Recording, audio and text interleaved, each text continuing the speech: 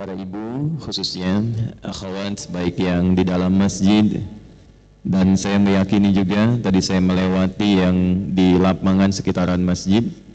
Tanpa kami bedakan, kami doakan seluruhnya semoga di pagi hari ini 18 Al-Muharram 1445 Hijriah kita semua dirahmati oleh Allah Subhanahu wa taala. Kita semua diberikan hidayah oleh Allah Subhanahu wa taala. Dengan rahmat itu gugur dosa-dosa.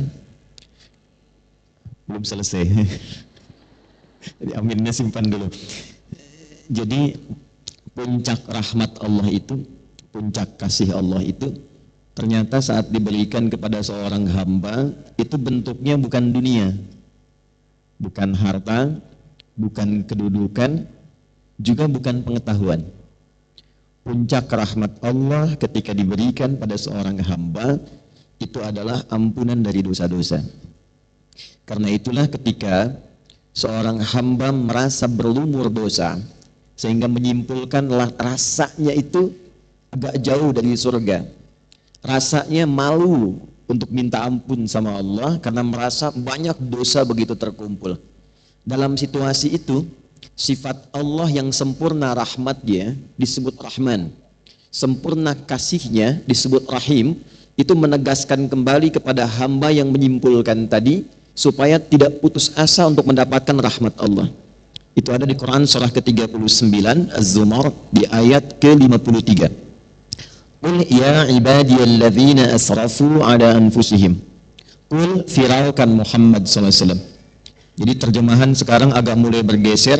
Kalau dulu katakan, sekarang viral kan. Karena orang sekarang manusia akhir zaman senang yang viral-viral.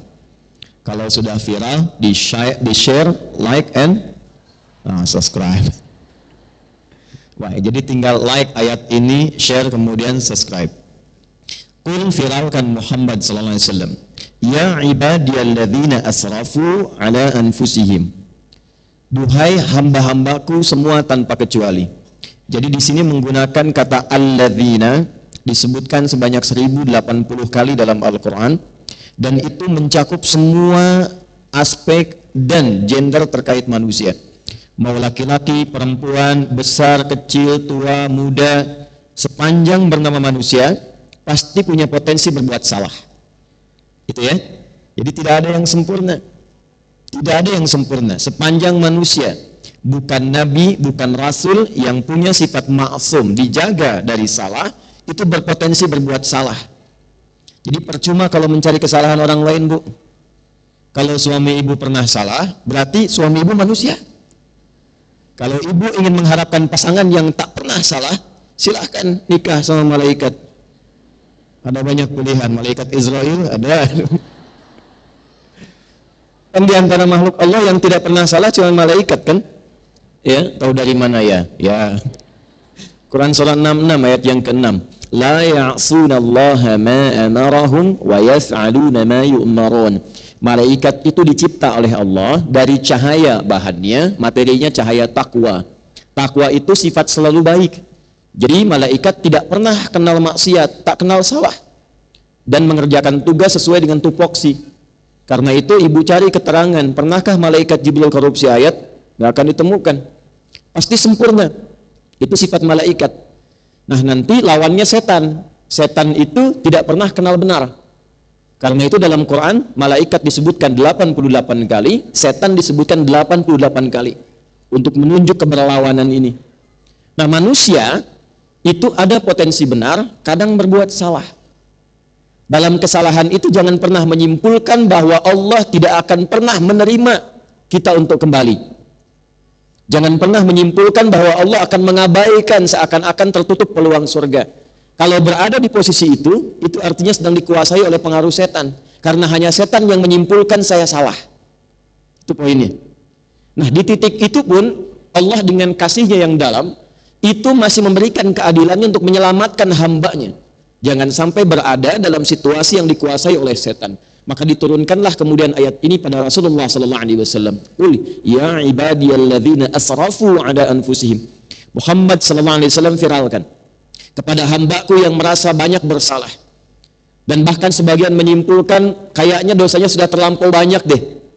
La taqnatu min rahmatillah. Jangan pernah putus asa untuk mendapatkan rahmat Allah Subhanahu wa taala. Rahmat di situ artinya ampunan. Dari mana taunya? Teruskan ayatnya. Innallaha yaghfirudz dzunuba jami'a. Sungguh aku tegaskan, Allah akan mengampuni semua dosa apapun yang pernah dikerjakan sebelum nyawa sampai di tenggorokan. Nah, pertanyaan saya, kenapa saya buka dengan rahmat? Ibu kalau masuk masjid, doanya bacanya apa? Allahumma ftahli abwaba rahmatik. Ya, baik yang di dalam masjid, juga yang di luaran. Ya, saat ini insya Allah terdengar suara saya. Saat kita memasuki masjid, melangkahkan kaki apa? Kanan kan?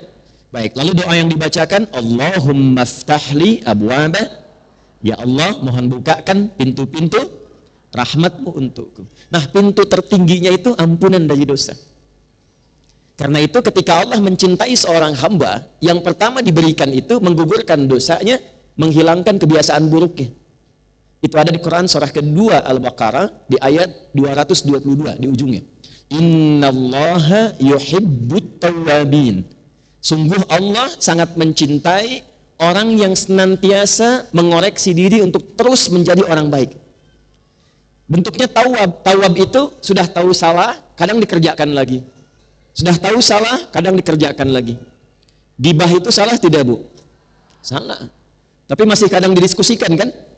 Oh ya, kan? Saya enggak, Ustadz, bagus. Enggak kayak ibu itu tuh. Nah, kan? Nyambung ya? Nah, poinnya adalah kalau seseorang pernah berbuat salah, tapi dia mau terus memperbaiki sehingga menjadi saleh dan salehah, di saat dia menemukan titik perubahan pada dirinya, turunlah cinta Allah kepadanya.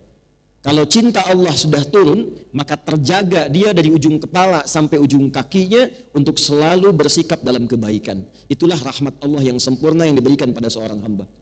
Dan itu tiada lain tempatnya kecuali di masjid.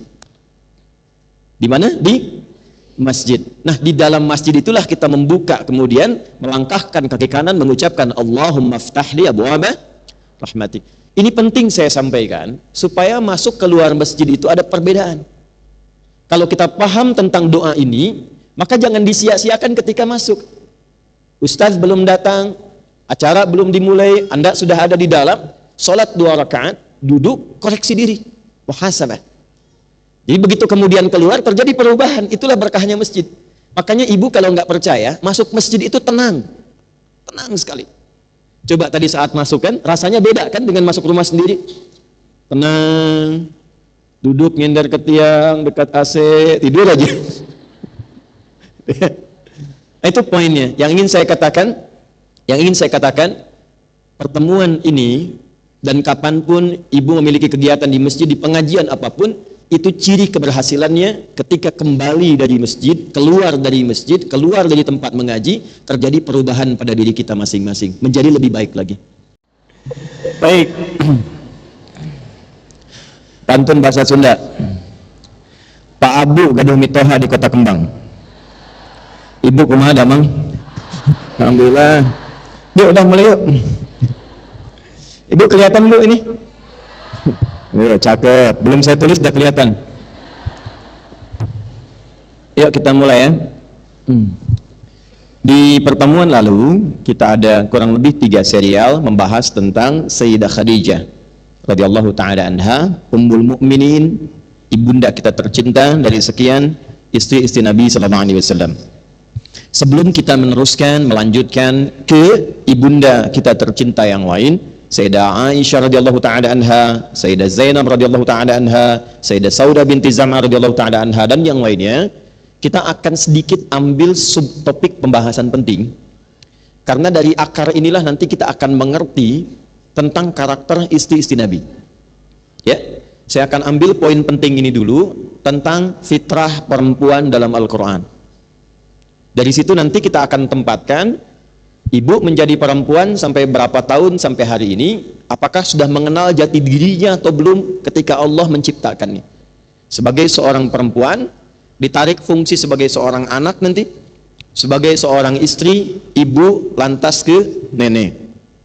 Nah, nanti dikumpulkan semua itu role modelnya di istri-istri Rasulullah SAW. Itulah sebabnya saya pernah sampaikan kenapa Rasulullah SAW diizinkan oleh Allah menikah lebih daripada 4 istri dan hanya beliau yang diizinkan, karena seluruh istri beliau mewakili karakter perempuan di muka bumi ini. Ya, jadi kalau ibu nanti sudah selesai dan selesai kita menjabarkan seluruh karakter istri Nabi, Anda cepat simpulkan kira-kira cocok dan sesuainya dengan yang mana. Nanti kita akan bahas, ibu akan temukan. Ada yang suka masak di sini? Ada. Istri Nabi pun ada yang hobi masak. Nanti saat memasak seperti apa contoh karakter masaknya istri Nabi, yang ketika masak itu tiba-tiba suami menjadi senang. Usianya lewat 70 tahun, Bu. Tapi kalau bikin adonan itu bisa colek-colekan sama suami. Dan masih manggil sayang. Ya, dicolek-colek sayang, tik gitu. Ibu-ibu yang sudah 70 tahun kapan manggil sayang terakhir kali? Gitu ya. Itu ada sesuatu yang penting yang bisa dipelajari. Contohnya nanti satu kasus. Ada yang senang fashion, tampilan, busana. Ya, ibu ada yang senang menjahit, kan? Ada yang senang busana, ada nanti role modelnya. Ada yang senang mengordinir pengajian, bahkan sampai ngajar. Ada yang ke situ. Tapi jangan sampai mengordinir pengajian tak paham apa yang dibahas. Nanti babnya pun ada lagi. Nah, mengumpulkan karakter itu hanya bisa dipahami dengan baik kalau ibu secara pribadi mengetahui tentang fitrah penciptaan dirinya. Itu yang coba kita turunkan dalam Al-Quran. Seperti apa Allah mendeskripsikan dalam Al-Quran lewat firman-Nya tentang perempuan. Jadi kita jeda sebentar topik tentang istri-istri Nabi, lompat subtopik sekali ini saja tentang fitrah perempuan dalam Al-Quran. Sepakat? Ya. Tinggal sepakat ya, kalau tidak saya pulang. Bismillah. Fitrah perempuan dalam Al-Quran.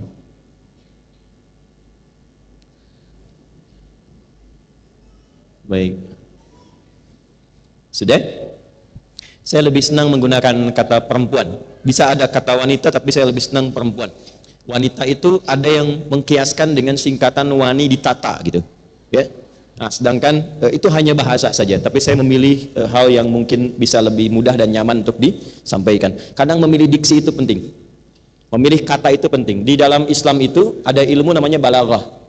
Di balaghah itu ada 3 cabang ilmu lagi, ilmu ma'ani, ilmu bayan, ilmu badi'ah. Ma'ani itu seni memilih kata. Kadang-kadang yang disampaikan benar, tapi diksinya itu menyinggung, maka pesannya pun tidak akan sampai dengan baik. Ya. Fitrah perempuan dalam Al-Quran. Catat suratnya. Saya hari ini bawa kitab khusus untuk saya tunjukkan. Saya tadi di jalan sempat beberapa hadis saya turunkan. Nanti catatannya insya Allah saya teruskan ke Sab Muslimah supaya setiap ibu dapat kesimpulan intisarinya ya. 1. Bismillah. Quran surah kedua dulu ayat 35. Nanti saya bacakan ulang. Kedua, Quran surah ke-31 ayat ke-20. Maaf, surah ke-20 30 ayat 21. Surah ke-30 Ar-Rum ayat 21. 3. Quran surah ke-4 An-Nisa ayat 1. 4. Quran surah ke-7 Al-A'raf ayat 189. Terakhir 5, kita ambil 5 saja. Quran surah ke-49 ayat 13. Saya ulangi. Pertama, Quran surah kedua Al-Baqarah ayat 35. 2. Quran surah 30 Ar-Rum ayat 21. 3. Quran surah keempat An-Nisa ayat yang pertama. 4. Quran surah 7 Al-A'raf ayat 189. 5. Quran surah ke-49 Al-Hujurat ayat ke-13. Sudah? Baik, nanti hadisnya saya susulkan. Baik, kita mulai dengan bahasan pertama. Bismillahirrahmanirrahim. Quran surah kedua Al-Baqarah di ayat ke-35. Sudah ya? Wa qulna Ya Adam uskun anta wa zawjukal jannah. Ada ayatnya? Wa kula minha ragadan haitsu syi'tuma wa la taqraba hadhihi syajarata fatakuna minadh dhalimin. Tolong di highlight pada kalimat wa qulna ya Adam uskun anta wa zawjukal jannah. Oke? Wa qulna ya Adam uskun anta wa zawjukal jannah. Nah ini saya kotaki ya, pelan-pelan. Saat mula Nabi Adam alaihissalam dicipta oleh Allah Subhanahu wa taala sebagai manusia untuk membedakan dengan malaikat dan jin yang telah tercipta sebelumnya. Tolong fokus, kajian kita ini agak serius karena saya ingin menyampaikan berupa ilmu, bukan yang lain. Jin, malaikat itu sudah lebih dulu dicipta oleh Allah sebelum hadirnya manusia. Dalilnya di Quran surah ke-15 Al-Hijr di ayat ke-27 itu tentang jin, 28-nya manusia.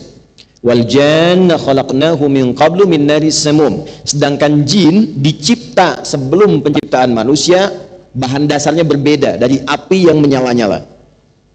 Jelas.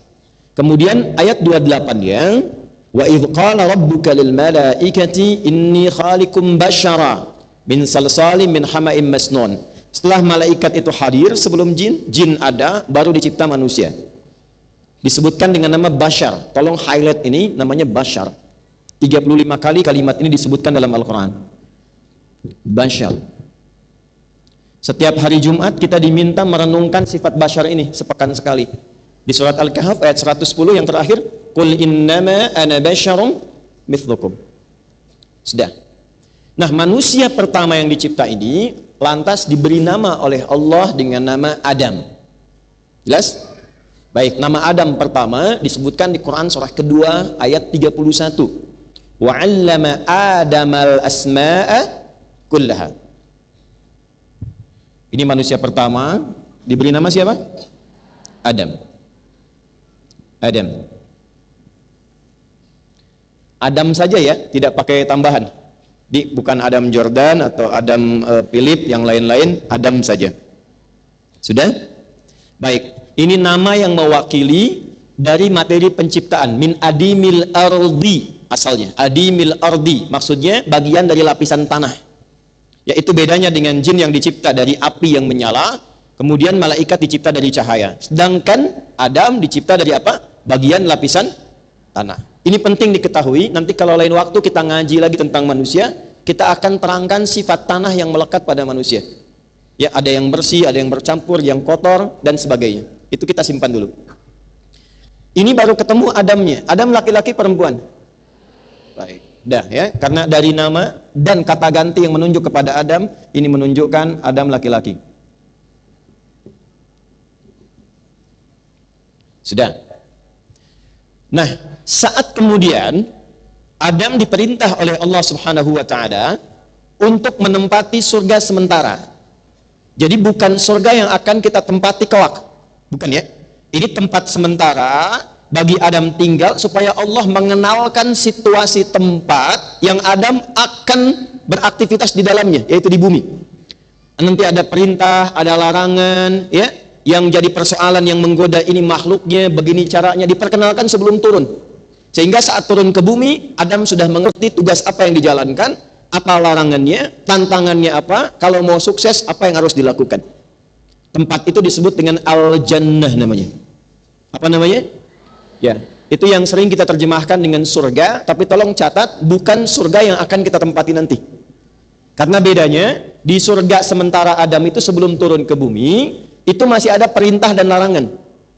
Wa kula minha ragadan haitsu syi'tuma. Adam silahkan nikmati semua yang ada di sini. Wala taqraba, tapi jangan dekati hadhihi syajarah, pohon yang ini. Ada perintah, ada larangan. Di surga kelak kita kemudian masuki insyaallah, itu sudah nggak ada perintah, nggak ada larangan lagi, semua kenikmatan. Ya, jadi ibu jangan masih membayangkan kalau di surga masih ada pengajian. Ah, saya di surga pengen tahajud, terlampau soleh namanya. Ya.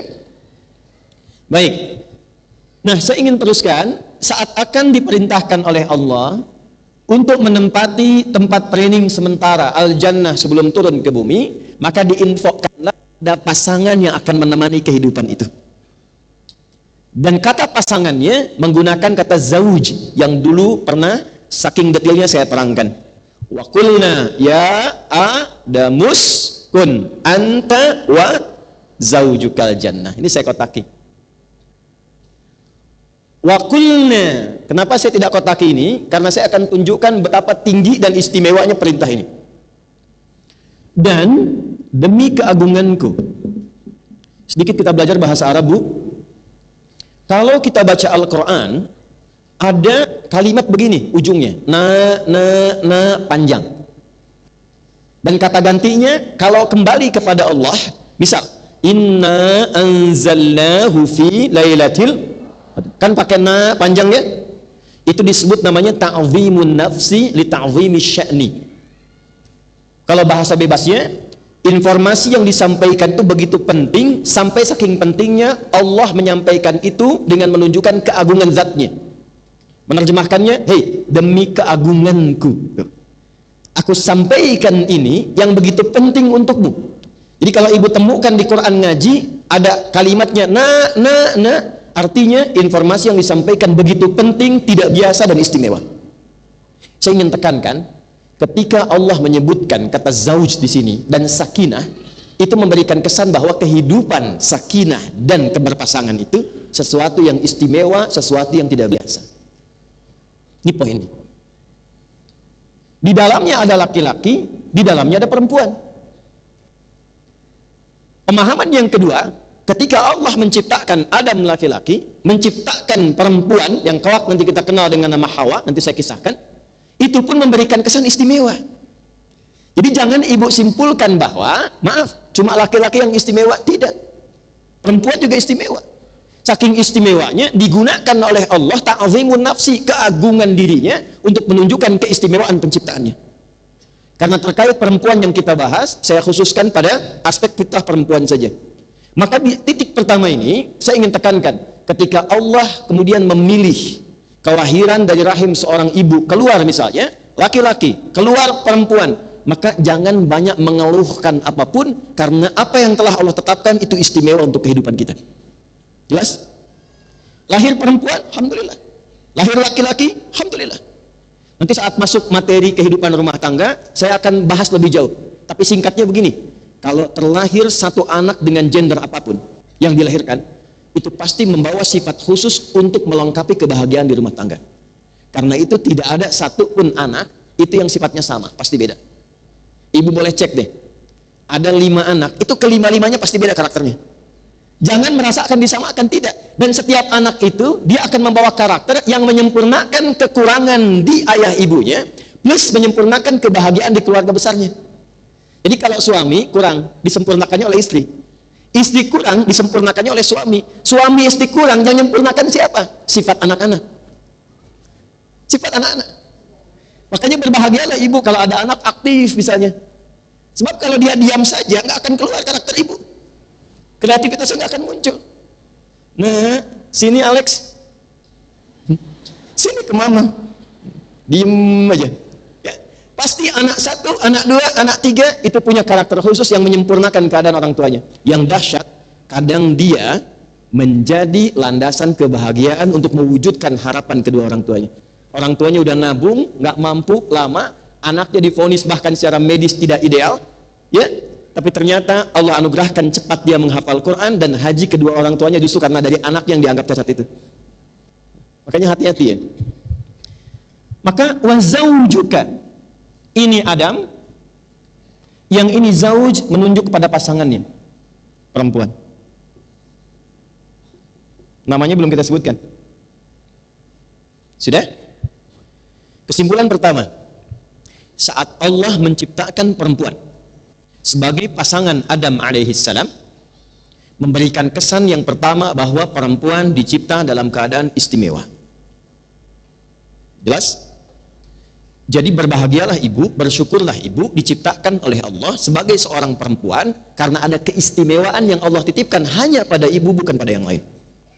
Itu yang kemudian penting untuk diketahui setelahnya. Itu dulu satu. Plus kalau berharap-harap kemudian menikah dengan suami berusaha ikhtiar pengen punya anak laki-laki, ternyata lahir perempuan. Dan nikmat anak ini unik. Pengen cepat, lambat. Pengen lambat, cepat. Padahal marahan kan, tapi hamil lagi gitu kan. Tuh. Kemudian pengen laki-laki, perempuan. Pengen perempuan, lahir laki-laki. Jadi ketika yang diharapkan laki-laki, lahir perempuan, jangan langsung disimpulkan, ya Allah, saya kan berharapnya ini, punya rencana ini. Ketika rencana ibu ternyata berbeda dengan rencana Allah, ikutkan rencana ibu pada rencana Allah. Itulah yang dialami Hannah saat mengandung, berharap lahir laki-laki, ternyata yang lahir perempuan, Maryam. Itu ada di Quran surah ketiga Ali Imran di ayat ke-36. Falamma wada'atha qalat rabbi inni wada'tuha untha. Ketika Hannah lahiran, lahir perempuan. Padahal dengan Imran suaminya, itu doanya panjang, pengen laki-laki, pengen laki-laki. Sampai mohon maaf, sebelum Maryam lahir, itu Imran meninggal. Jadi Imran itu tidak menyaksikan kelahiran Maryam. Begitu kemudian lahiran, lahir perempuan. Kata ibunda Maryam, ya, Sayyidah Hannah, ya, rahimahullah, dia berkata, ya Allah, kok perempuan ya? Maksudnya saya menyiapkan garis laki-laki supaya mewarisi sifat-sifat ayahnya, meneruskan kemudian misinya, lahirnya perempuan. Apa jawaban Allah? Ibu tolong garis bawah ya. Wallahu a'lamu bima wada'at wa laysa dzakaru kal untha. Aku lebih tahu keistimewaan dan hikmah kelahiran bayi ini, dan tidak sama keistimewaan laki-laki dengan perempuan. Perempuan pun ada keistimewaan yang tidak dimiliki laki-laki. Itu poinnya. Ayat ini adalah pembuktian bahwa Islam melalui Al-Quran mengangkat derajat perempuan. Jadi sebelum ada isu-isu di luar tentang gender, tentang perempuan dihormati, dihargai, Islam itu sudah menempatkan sesuai fitrahnya. Jadi Bu, maksud saya, cukuplah ibu ngaji Quran, ngaji hadis, ibu terhormat. Dan yang menempatkan itu Allah. Karena saya melihat aktivis perempuan kekinian itu lebih mengambil teori-teori yang justru dalam teori itu merendahkan derajat perempuan yang sudah Allah tinggikan. Allah sudah bilang, saya membuat keadilan, datang kesetaraan. Setara itu tidak akan pernah adil, Bu, karena adil itu tidak harus setara. Yang adil itu diberikan sesuai dengan maslahatnya. Saya tanya ibu deh, ibu punya anak SD, SMP, SMA. Anak SD ibu kasih 10.000. Anak SMP ibu kasih 10.000. Anak SMA ibu kasih 10.000 juga. Saya tanya, setara nggak? Setara, karena sama. Adil tidak? Tidak, karena beban anak SMP tidak sama dengan SD. Beban SMP tidak sama dengan S. Jadi tidak melulu yang harus dimiliki laki-laki, perempuan harus punya. Tidak setiap yang dikerjakan perempuan, laki-laki harus punya. Jadi adil itu tidak harus setara. Problemnya setara, yang dibawa itu kesetaraan, bukan keadilannya. Jelas di sini? Oke, jadi saya ingin berikan motivasi, bangga dulu sebagai apa, perempuan? Wah, nanti di pengajian bapak-bapak saya akan sampaikan bangga sebagai laki. Supaya adil. Nah, maaf ya, saya agak semangat, maksud saya supaya betul-betul optimis. Karena saya perhatikan sekarang sudah jadi perempuan, pengennya jadi laki-laki. Ya, ada yang sebaliknya juga. Ada razia, begitu ketangkap, nama siapa? Nia, Pak. Nama? Nia. Nama lengkap yang betul? Kurniadi. Udah singkat tuh. Satu. Dah. Sampai di sini dipahami? Baik. Satu. Jelas. Kelahiran perempuan ketika dilahirkan fitrahnya istimewa. Tinggal kita nanti akan lihat apa keistimewaannya. Dua. Sudah? Tentang nama ibunda pertama kali, kalau ayahanda kita tadi namanya siapa? Adam ya, alaihissalam. Kan pasangannya hanya disebutkan zauj kan? Fungsinya ya. Baik, sifatnya. Nah nanti di antara namanya kita bisa temukan ada kitab namanya Al-Bidayah wan Nihayah ini. Ya, 20 jilid. Jilid pertamanya ini karangan Imam Ibnu Katsir, Al-Bidayah wan Nihayah. Beliau juga menulis tafsir Ibnu Katsir, Tafsirul Qur'anil Azim.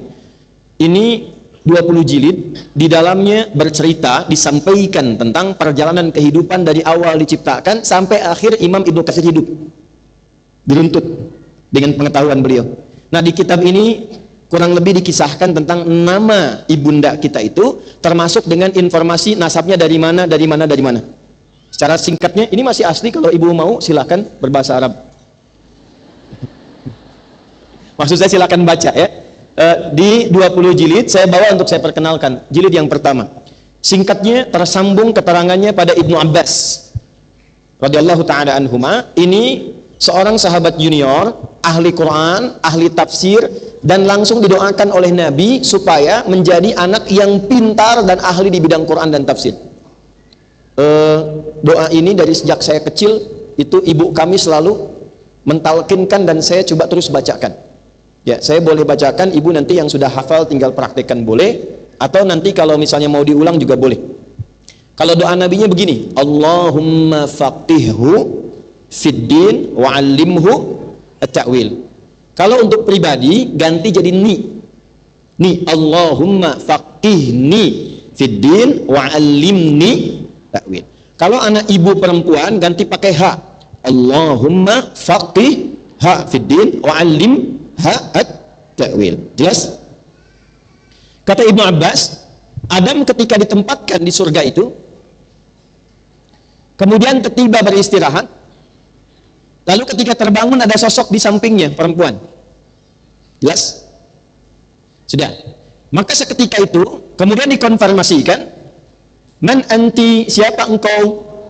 Ya, zaujuka, akulah pasanganmu ini. Wa zaujukal jannah. Jelas? Lima khuliqti, kenapa engkau diciptakan oleh Allah? Litaskuna ilayya, supaya kehidupanmu membawa misi di dunia itu tentram dengan keberadaan aku. Ini uskun. Dari sini muncul kata sakinah. Pelan-pelan. Setelah Adam paham, sadar, lantas malaikat bertanya, malaikat Jibril, Masmuha, siapa nama perempuan itu? Kata Adam dijawab, Hawa, namanya Hawa alaihissalam. Di sini muncul kata Hawa. Pakai hak kecil. Limadha sumiyat Hawa? Kenapa diberi nama Hawa? Li'annaha khuliqat min syai'in hayyin. Karena Hawa ini tercipta dari materi yang unik. Pelan-pelan. Ini saya masukkan bagian kedua, fitrah dari materi penciptaan perempuan. Catat hadisnya, Bu. Hadis riwayat Al-Bukhari. Sudah? Nomor hadis 3331. 3331. Kita pakai Quran, pakai hadis ya, Quran hadis ya. Al-Bukhari nomor hadis 3331. Alhamdulillah. Alhamdulillah. Sudah? Ada juga di hadis Muslim nomor hadis 1468, 1468. Saya sudah cek ya, dan saya buat catatan ini. Yang meriwayatkan namanya sahabat Abu Hurairah radhiyallahu ta'ala anhu. Sudah? Qala Nabi sallallahu alaihi wasallam, dari Nabi sallallahu alaihi wasallam, pelan-pelan, istausu bin nisa'i, dalam riwayat lain khaira. Duhai para suami, ini sebetulnya untuk pengajian para ayah, tapi tidak ada masalah. Duhai para suami, perlakukanlah istrimu dengan perlakuan yang terbaik. Fa innahunna khuliqat min dila'in. Ini poinnya. Karena istri-istri itu, perempuan-perempuan itu tercipta dari dila'in, bagian dari tulang rusuk. Kata kiasannya, tulang rusuk. Ada yang menafsirkan bagian dari tulang dada, dila. Pelan-pelan. Yang ingin kita bahas nanti maknanya. Ya. Wa inna a'waja syai'in fi dhila'in a'lahu. Tapi kadang-kadang di bagian ini yang paling rumit itu bagian atasnya, kata Nabi. Fa in dhahabta tuqimuhu kasartahu. Sebab ada kondisi yang kadang bengkok, kalau engkau ingin luruskan itu pasti akan patah. Pelan-pelan. Fa in taraktahu la yazalu a'waja. Tapi kalau engkau diamkan tetap saja bengkok. Karena itu di ujungnya istausu bin nisa, yang paling gampang pahami aja istrimu. Pahami istrimu, sudah. Itu kalimat tadi yang terakhir. Ibu bisa nangkap nggak maksudnya apa? Nah, pelan-pelan ya, nanti kita gali. Ini dulu 2. Sudah? Nah, sekarang kita akan baru merasakan kenyamanan dan kenikmatan membahas ayat ini ketika ditafsir di ayat-ayat lain. Baru ibu dapat karakternya. Dari 2 ini kita turunkan cepat, pindah ke Quran surah ke 49 ayat 13. Kalau 40? Sudah?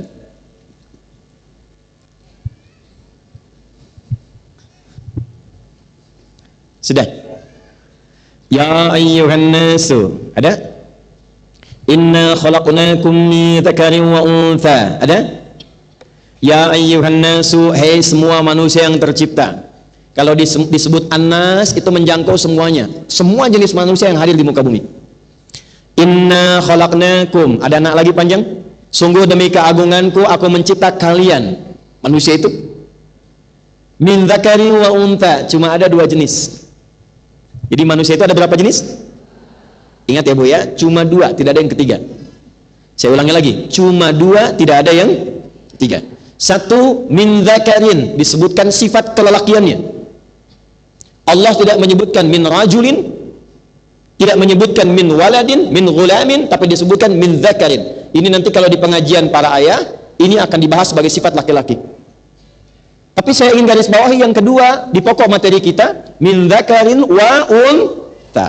Ini dia poinnya, wa untha, ini fitrahnya.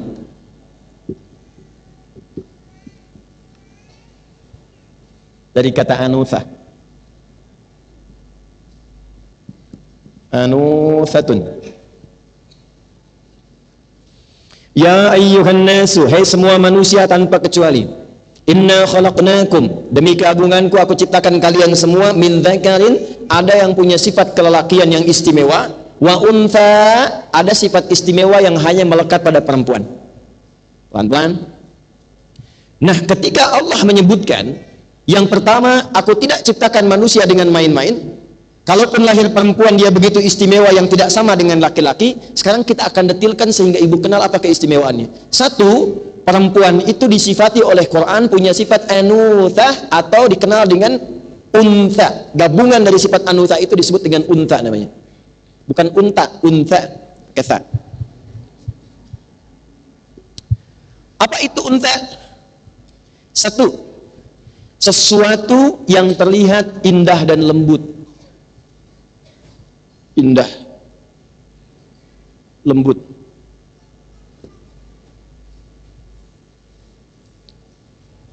Saya ganti dari dha'fin lemah menjadi lembut. Nah, saya pelankan kata-kata saya Bu ya, supaya terdengar dengan lebih baik. Jadi ibu, ketika seorang perempuan, baik ibu, anak ibu dan turunannya, cucu, terlahir sebagai seorang perempuan, itu sudah membawa fitrah ini.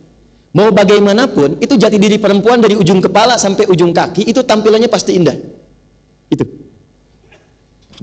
Karena keindahan inilah kemudian melekat pada dirinya fungsi sakinah. Fungsi ketenangan. Nah, kalau ini dipasangkan dalam kehidupan rumah tangga, dan yang keluar itu fungsi sakinahnya dari jiwa takwa, maka itulah yang menjadikan keadaan suami dalam keadaan apapun, sedang galau, sedang capek, sedang lelah, itu melihat ibu saja dengan fitrahnya, itu bisa tenang. Ibu kalau nggak percaya silakan Bu. Ya. Suami itu kalaupun sedang galau, sedang gelisah, sedang ada masalah, itu pulang ke rumah, walaupun misalnya, walau ibu sebagaimanapun, itu dari 100% pasti berkurang itu ketika melihat ibu. Cuman kurang berapa persennya tergantung ibu. Kalau Sayyidah Khadijah kan bisa minimal 50%, ya kan? Lihat beliau masalah setengah hilang, setengahnya lagi dengan kata-katanya. Ya lihat ibu mungkin 0,5% hilang gitu kan? Selebihnya tergantung persoalannya gitu kan? Ya. Tapi poinnya begitu. Jadi seemosi apapun, sekeadaan apapun, itu fitrah. Kalau sudah suami ketemu istri itu membawa ketenangan, kenyamanan. Cuman itu terjadi kalau ibu bisa mengeksplor nilai-nilai ketenangan itu, kebaikan itu supaya tampak. Ini yang dimaksud hadis Nabi, sebaik-baiknya perempuan itu, sebaik-baiknya istri itu, apabila suami memandang kepadanya tenang keadaan hatinya. Ingat hadis itu? Pernah dengar kan? Bu, itu kan hadis ibu, bukan hadis saya. Pernah dengar gak? Itu poinnya. Nah, yang paling maksimal mempraktekkan hadis itu Sayyidah Khadijah. Maka dari itu kenapa kemarin saya dahulukan contoh Sayyidah Khadijahnya, supaya setelah itu paham teorinya, bukan cuma Sayyidah Khadijah, ibu pun punya potensi itu. Nah, kadang-kadang potensi ini banyak dimaksimalkan dengan peran ibu, bukan peran istri. Sehingga ketenangan itu lebih dirasakan anak dibandingkan suami. Coba kalau anak-anak itu punya masalah, ngadunya pada siapa? Jarang pada ayahnya. Kenapa pada ibu? Karena ibu punya fitrah ini. Makanya menjadi aneh kalau seorang anak tidak dekat dengan ibu, itu aneh. Yang ngandung siapa? Ibu. Yang memberi ASI siapa? Ibu. Pasti dari formulasi itu ada kedekatan lebih. Itulah sebabnya kenapa anak seringkali itu dekatnya dengan ibunya, karena ini membawa fitrah sakinah, anutha. Tapi yang saya ingin optimalkan adalah, bisa enggak peran itu juga diresapkan dengan posisi ibu sebagai seorang anak? Tuh. Seorang istri. Kalau ibu dengan nenek itu udah pastilah. Udah pasti itu. Nenek lihat cucu aja sudah gembira. Ya kan? Cucu tuh lihat nenek itu pasti luar biasa senangnya. Sebab apa yang tidak dikasih ibu pasti dikasih nenek. Udah pasti itu. Udah pasti. Makanya namanya jaddah, dari kata jiddun, jiddah, yang perhatiannya sangat tinggi. Ya, ibu tidur, anak bangunin, ibu bisa marah. Nenek tidur, cucu bangunin, itu senyum, langsung bisa tanya, cucu mau apa? Itu nenek. Jadi kalau urusan ibu, urusan nenek, gak usah ditanya. Sekarang problemnya ketika menjadi seorang anak, ini poinnya. Dan telah sampai kepada masa-masa kematangan, fase balignya, bisakah ibu menjadi bagian yang bisa menenangkan kepada kedua orang tuanya? Jadi baktinya seorang anak perempuan kepada ayah dan ibunya bukan sekedar menaati perintahnya, tapi membawa sifat-sifat kemuliaan ini. Itu poinnya. Jelas? Dua, suami. Nanti kita akan belajar bagaimana mengeksplor nilai-nilai ketenangan itu supaya bisa bertransformasi. Begitu suami lihat itu, jadi melihat ibu tuh tenang hati, nyaman, sehingga dia tidak berusaha mencari figur di luar. Karena profil yang di rumah itu sudah sempurna. Itu. Paham ya Bu ya? Maksud saya? Itu. Ini kan yang diupdate status, yang dilihat-lihat status istri orang kan? Kenapa? Karena selalu ketika melihat ibu merasa kurang tenang. Bagaimana caranya fitrah ini tampil, hadisnya dipraktekkan, dan siapa di antara istri Nabi yang paling bisa ditiru untuk memaksimalkan potensi ini? Itu poin pertamanya. Jadi, saya ingin simpulkan pada diri setiap perempuan itu memiliki fitrah yang pertama, fitrah keindahan dan ketenangan.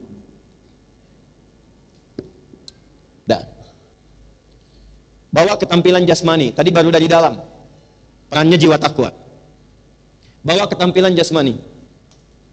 Tampilan jasmaninya pun bukan hanya seperti kedalaman keindahannya, inner beauty, tapi dari ujung kepala sampai ujung kaki, perempuan fisiknya dicipta oleh Allah tidak keluar dari fitrah ini, min dzakari wa untha, indah.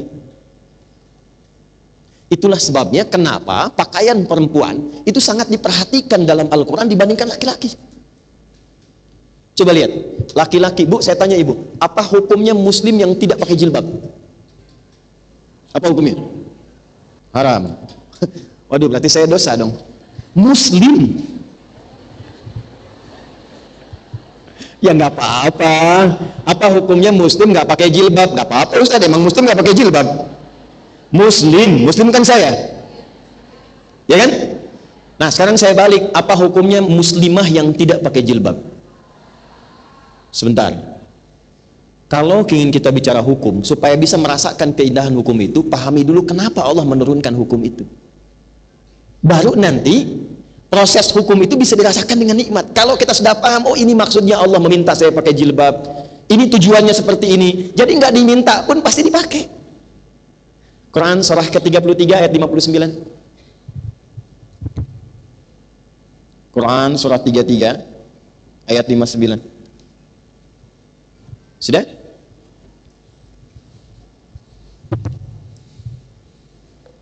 Pelan-pelan ya Bu ya. Ini nggak apa-apa. Kalau yang penjelasan pertama ini bikin ngantuk, bosan nggak apa-apa. Karena ini memang paling serius. Dan setan tidak senang yang serius-serius karena ini akan merubah ibu. Gitu. Tapi pada yang ringan, yang ketawa, setannya juga santai gitu. Sehingga yang nangkap itu yang dibawa pulang nanti. Ya. Pelan-pelan. Sudah? Quran surah 33 ayat 59 ada? Ini saking pentingnya, istimewanya tampilan fisik perempuan. Ayatnya cuma diturunkan untuk perempuan, tidak laki-laki. Sebab kalau tidak kemudian ini digunakan, keindahan perempuan ini akan menjadi rusak dan membahayakan dirinya. Turunlah ayat ini untuk menjaga keindahan perempuan itu sehingga sesuai dengan fitrahnya dan sesuai dengan maslahat kehidupannya. Ya ayyuhan nabi, hei nabi sallallahu alaihi wasallam. Saking pentingnya ini, maka yang diperintah langsung Nabi. Qul li azwajika, perintahkan kepada istrimu. Coba lihat tuh, Allah meminta Nabi praktekkan dulu ke istrinya sebelum meminta kepada umatnya yang perempuan. Ada ayatnya? Wa banatika, dan anak-anak perempuanmu. Boleh saya tanya sedikit, Bu? Kira-kira ibu dengan istri si Nabi solehah siapa? Nabi, baik. Ibu dengan Sayyidah Fatimah solehah siapa? Ibu dengan Sayyidah Aisyah solehah siapa? Yang ibu bilang tadi itu tidak lolos dari perintah ini. Sesoleh-solehnya istri Nabi, tetap mereka diperintahkan untuk mengikuti ayat ini. Sesoleh-solehnya putri Nabi tetap harus menggunakan ayat ini. Wanisa'il mu'minin, dan juga perempuan-perempuan yang ada iman dalam dirinya, yang dia yakin dengan fitrah yang Allah tetapkan pada dirinya. Jadi kalau ibu yakin Allah itu Tuhan, ibu yakin Allah mencipta ibu istimewa, ibu yakin ada tuntunan istri-istri dan putri-putri Nabi, ibu ingin seperti mereka, maka ibu terapkan ayat ini. Kecuali kalau ibu nggak yakin, atau ibu merasa lebih hebat daripada istri Nabi, lebih soleha dibandingkan putri Nabi. Yang soleha saja masih menggunakan ini, apalagi yang merasa belum seperti mereka. Tapi apa tujuannya? Yudnina alaihinna min jalabibihinna. Fokus. Mulai saat ini, viralkan, katakan, perintahkan istrimu Muhammad SAW, putri-putrimu, dan sampaikan pada umatmu khusus yang perempuan selama mereka masih punya iman dalam diri mereka. Mulai kenakan jilbab. Saya ulangi, mulai kenakan apa? Jilbab yang menghiasi keindahan diri mereka secara fisikal. Saya tanya, jilbab itu pakaian untuk luar atau dalam? Luar. Jadi jangan pernah ada kata-kata begini, lebih baik indah dalamnya daripada luar berjilbab tapi perilaku nggak bagus. Itu kurang minum susu itu. Ya, dia belum baca ayat ini, karena perempuan itu dicipta oleh Allah indah luar dalamnya. Jadi dalamnya dijaga, luarnya dijaga. Justru kalau luarnya tidak dijaga, ini nanti yang muncul ibu, saya akan terangkan setelah ini, yang muncul itu nanti nafsu yang keluar, dan itu mencelakakan. Karena itulah ayatnya dilanjutkan, asa ayyurafna fala yu'dzaina. Kenapa aku minta perempuan itu berjilbab, kata Allah? Satu, asa ayyurafna, supaya aku tetapkan kepada semua laki-laki untuk mengenal bahwa inilah perempuan yang istimewa itu. Jadi jilbab itu hadiah dari Allah kepada ibu perempuan untuk menunjukkan identitas keistimewaan ibu. Jadi ketika Anda mengenakan jilbab, wahai perempuan dimanapun berada, itu sesungguhnya sedang menerima cinta Allah, hadiah Allah, dan menetapkan bahwa perempuan itu istimewa. Saya bawa buku, hari ini khusus ingin saya hadiahkan. Kalau saya kasih kepada ibu hadiah, ibu senang tidak? Senang. Baik. Saya kasih hadiah, tiba-tiba ada yang nggak mau terima, nggak mau, Ustaz, saya nggak baca buku itu juga udah bagus kok. Oke, perasaan saya gimana? Baik, ibu saya kasih buku, ibu merasa senang. Kenapa ketika Allah kasih hadiah, ibu merasa nggak senang? Dan hadiah itu ditujukan, diumumkan untuk semua lelaki. Karena nanti konsekuensi ayat itu mengikat pada laki-laki, mengikat pada semua laki-laki. Kata Allah, aku umumkan ya, makhluk yang aku ciptakan istimewa ini, aku tunjukkan tanda pengenalnya, identitasnya, yang harus diketahui oleh semua laki-laki bahwa dia istimewa. Asa ayyurafna. Apa itu? Jilbabnya. Dari ujung kepala sampai ujung kaki tertutup dengan baik. Nanti ada dua bagian yang boleh terbuka. Belum selesai ayatnya. Perhatikan baik-baik. Fala yu'dzaina. Maka aku maklumatkan pada semua laki-laki, perhatikan Bu, ini istimewanya ibu.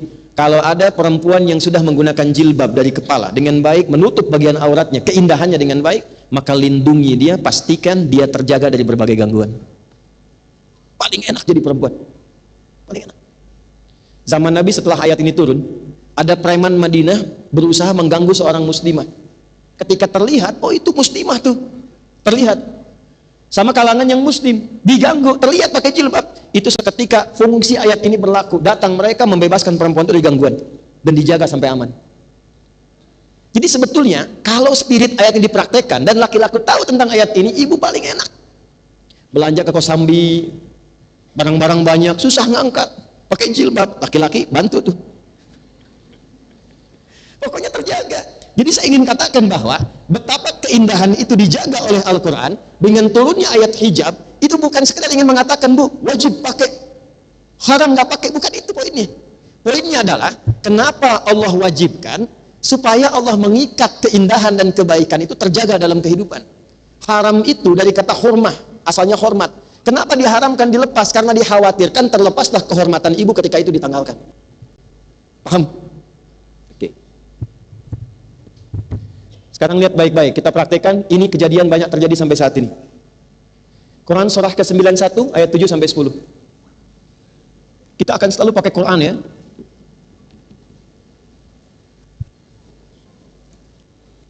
Saya terlalu cepat? Saya terlalu keras?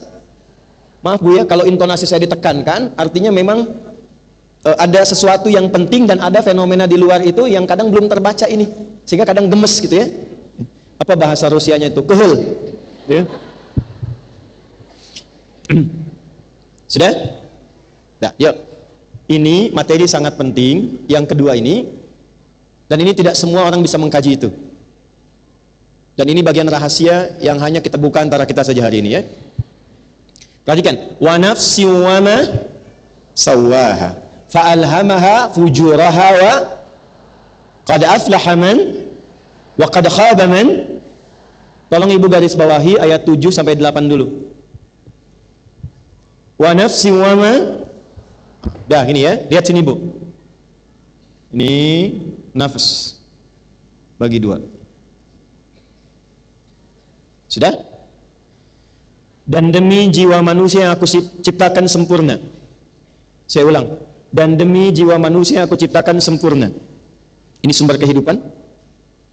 Fa'alhamaha fujuraha wa taqwaha. Di dalam jiwa itu ada dua potensi. Dua kecenderungan. Satu, apa yang disebut potensi takwa, semua sumber kebaikan. Di jiwa takwa. Sudah? Di sini inti semua kebaikan. Jujur, tenang, rendah hati, sabar, di sini semua. Prakteknya nanti bagaimana? Ibu ingin mempraktekkan sifat ketenangan tadi supaya muncul sakinah. Suami lihat, suami terikat, suami nyaman, suami tenang dan terjaga dalam rumah tangga. Ini yang harus diekspor di sini. Tapi ini punya lawan. Namanya fujur, yang sering kita sebut dengan nafsu. Fujur roha wa taqwaha. Jadi kalau di sini ada jujur, di sini ada dusta. Pas hati-hati. Di sini ada rendah hati, di sini ada sombong. Kalau semua dari tubuh kita sumbernya dari sifat fujur, maka yang keluar perbuatan buruk. Contoh, Bu, lisan ini nggak bisa berkata kecuali jiwa kita memerintahkan, katakan ini. Kalau diperintahkan dari dalam hati kita, kolbu kita, katakan yang baik, keluarlah baik di lisan. Tapi kalau kata kolbunya keluar yang jelek dari sifat fujur, maka keluarlah yang buruk. Karena fujur adanya di nafas, yang buruk disebut su, nafas dan su disingkat jadi nafsu. Itu ada di Quran surah ke-12 ayat ke-53. Paling kiri sebelah atas di mushaf. Quran surah 12 ayat 53. Wa ma ubarni'u nafsi innan nafsa la'ammaratum bis su. Nafas ketemu su menjadi nafsu. Pelan-pelan. Jadi nanti semua tindakan-tindakan manusia itu kalau bukan dari jiwa takwanya keluar dari perintah nafsunya. Kalau dari nafsu itu keluar keburukan, diminta mencuri, diminta mencela, diminta berzina, diminta selingkuh, itu nafsu semua. Kalau keluar dari jiwa takwa, keluar yang baik semua. Aura baik, kemuliaan, kebaikan, kesopanan, itu takwa. Nah, ketika perempuan dengan fitrahnya diperintahkan oleh Allah, nih kamu indah, kenakan jilbab, kenakan seperti ini, lakukan begini, itu untuk menjaga kemuliaannya sekaligus mengaktifkan jiwa takwa dalam pasangannya. Jadi kalau ibu seketika mengenakan pakaian begini, pakai jilbab, bagus, tertutup, itu pasti laki-laki hormat Bu. Hormat itu, gak akan ganggu ibu. Ibu gak percaya silahkan.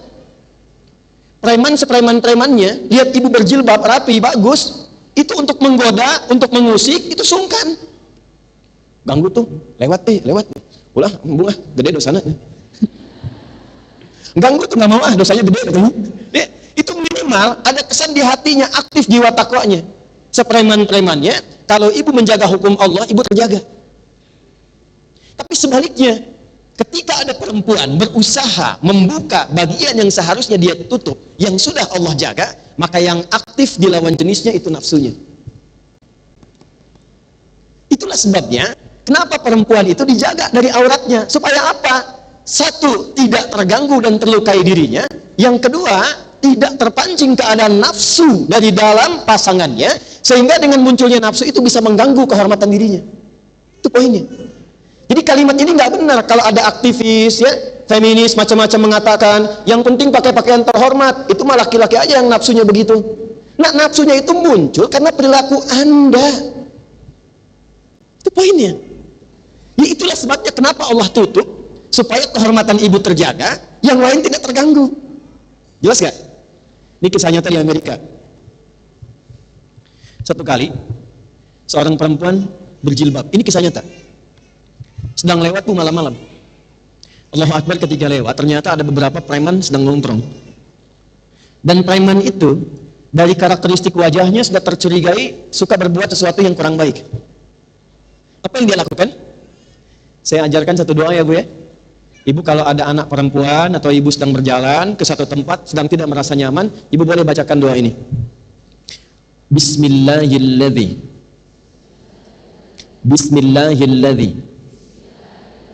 la yadurru ma'asmihi syai'un fil ardi wala fis sama' wa huwas sami'ul basir.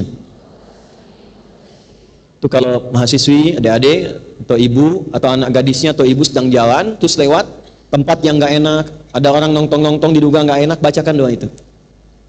Singkatnya gini, perempuan itu lewat, ini kisah nyata. Ternyata nggak ada satupun berani yang ganggu. Tapi besoknya muncul di berita terjadi, mohon maaf, pelecehan seksual di tempat persis perempuan itu lewat. Dan waktunya itu selang nggak berapa lama dari perempuan itu lewat. Taunya di televisi. Di perempuan ini begitu lewat, begitu lihat TV besoknya, dia melihat, oh ini kan tempat saya malam lewat tadi. Terus waktunya nggak berjauhan, begitu beliau telah lewat tadi. Setelah sekian ya waktu, itu terjadi peristiwa itu. Maka secara singkat, pelakunya itu karena terduga, terlihat kan, lewat CCTV, ada beberapa keadaan, ditangkap tapi untuk memastikan harus ada saksi. Maka datanglah perempuan berhijab ini ke kantor kepolisian, mengkonfirmasi. Ketika kemudian diperlihatkan, betul, itu juga yang saya lihat ketika saya melewati tempat itu. Penasaran setelah itu, maka dia datangi pelaku tadi, dia tanya, perempuan ini, saya mau tanya pada Anda, kan sebelum perempuan yang Anda lecehkan itu lewat, saya akan lewat. Kenapa Anda nggak lecehkan saya? Apa jawab preman-preman tadi? Mereka katakan, kami tidak berani melecehkan Anda. Kenapa? Karena saat Anda lewat tadi, di samping Anda itu ada pria-pria berbadan besar yang selalu menjaga Anda saat lewat. Ini kisah nyata. Kisah nyata. Dan ini janji Allah di surah Fussilat. Ketika seorang hamba istiqomah mendekat kepada Allah, Allah turunkan malaikat untuk menjaganya. Innal ladzina qalu rabbunallahu tsummas taqamu tatanazzalu alaihimul malaikah alla takhafu wa la tahzanu. Orang yang istiqomah mendekat karena Allah, mengerjakan sesuatu karena Allah, ibu berjilbab karena Allah, Allah kasih hadiah, ibu ingin pakai karena Allah, saya gunakan karena Allah. Kata Allah, siapapun hambaku yang melakukan segala hal karena aku turunkan malaikat khusus untuk menjaga dia selama dalam kehidupannya. Itu poinnya. Lalu ditanya lagi, kenapa perempuan yang itu engkau lecehkan? Karena dia menggunakan tampilan yang begitu menggoda. Jadi ketika Allah turunkan pakaian khusus untuk perempuan, sesungguhnya untuk menjaga kehormatannya dan melindungi dia dari perbuatan yang tidak menyenangkan. Itu poinnya. Ya, jelas ya? Ibu kenapa haru begini? Maaf ya Bu ya. Mohon maaf. Kalau ibu ingin tampil menjaga keindahan dan telah jadi fitrah, nggak ada masalah. Yang penting tetap modelnya terjaga. Kan perempuan bawa fitrah keindahan kan? Nah, bagian penyaluran dari keindahan itu ada pada model, silahkan. Nanti ada istri Nabi yang membawa karakter-karakter fashionable tentang pakaian. Silakan, mau misalnya pakai pakaian-pakaian yang warna hitam, boleh. Warna putih, boleh. Bikin seragam, boleh. Kadang-kadang kan suka beda pendapat mau ke pengajian dengan suami kan. Bapak bagus mana Pak, kuning apa biru? Kata ayahnya, kayaknya biru deh. Kayaknya kuning deh. Selalu ada begitu kan? Ya, begitu keluar hijau. Ya. Nggak ada masalah, yang penting prinsipnya terjaga. Dan yang kedua, sekalipun sudah berjilbab, sekalipun sudah bagus, tetap menjaga supaya tidak menggunakan itu untuk memancing keburukan terjadi. Turunlah Quran surah ke-33 ayat 33. Ini runtut sekali, Bu.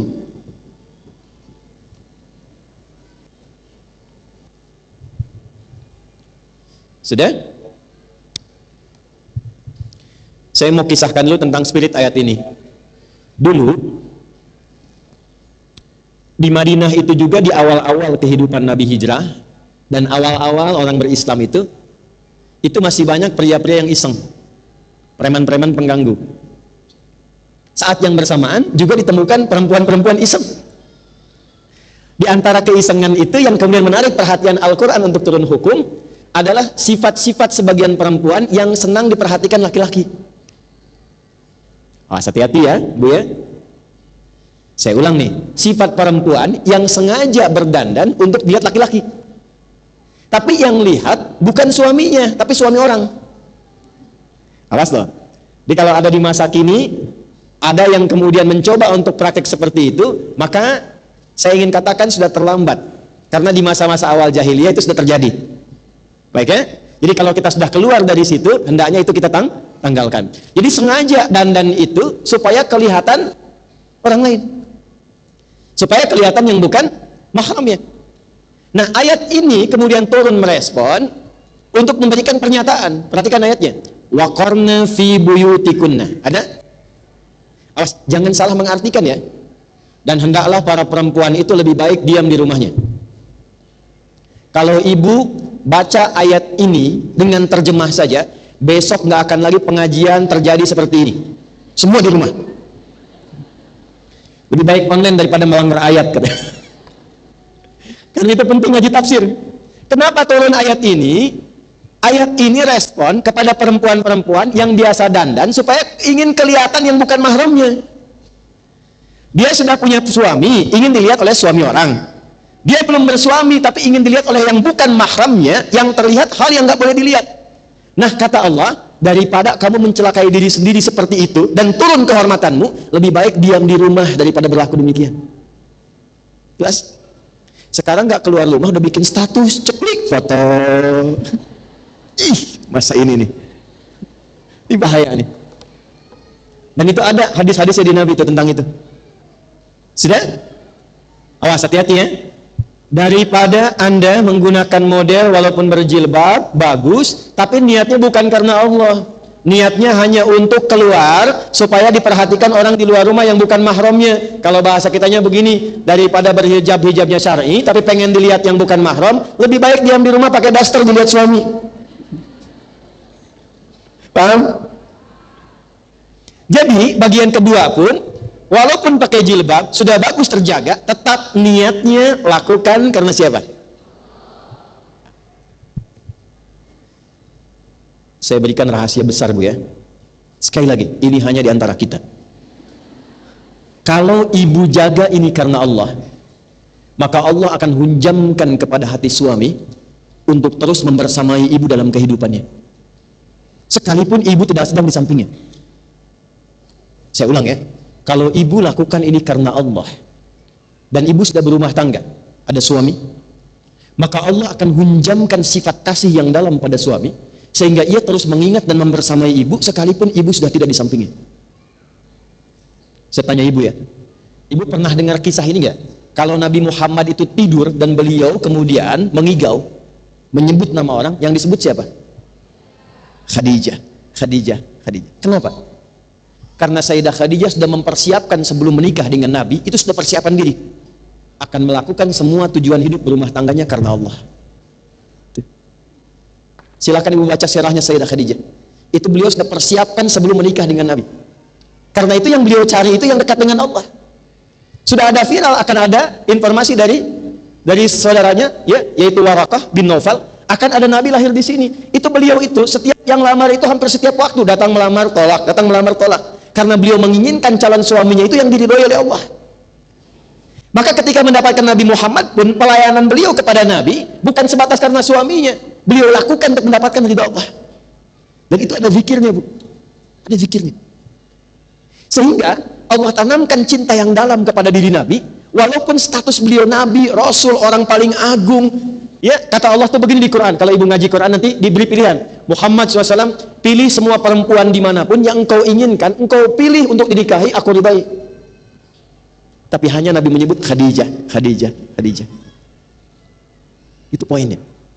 Jadi kalaupun ibu berjilbab, lakukan karena Allah. Beraktivitas di rumah tangga, lakukan karena Allah. Nanti insya Allah, Allah lapangkan hatinya. Bukan cuma dilebarkan jilbabnya, hatinya dilapangkan. Kalau ibu kerjakan karena suami, capek, Bu. Ibu sudah masak, siap-siap, kadang-kadang nggak dimakan.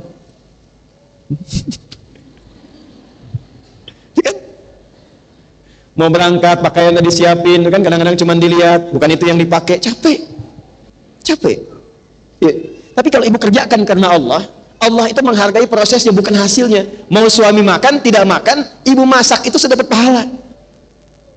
Ini saya tanya ibu itu, maaf ya, ibu itu bekerja segala hal dengan suami, ibu lakukan karena cinta suami atau karena Allah?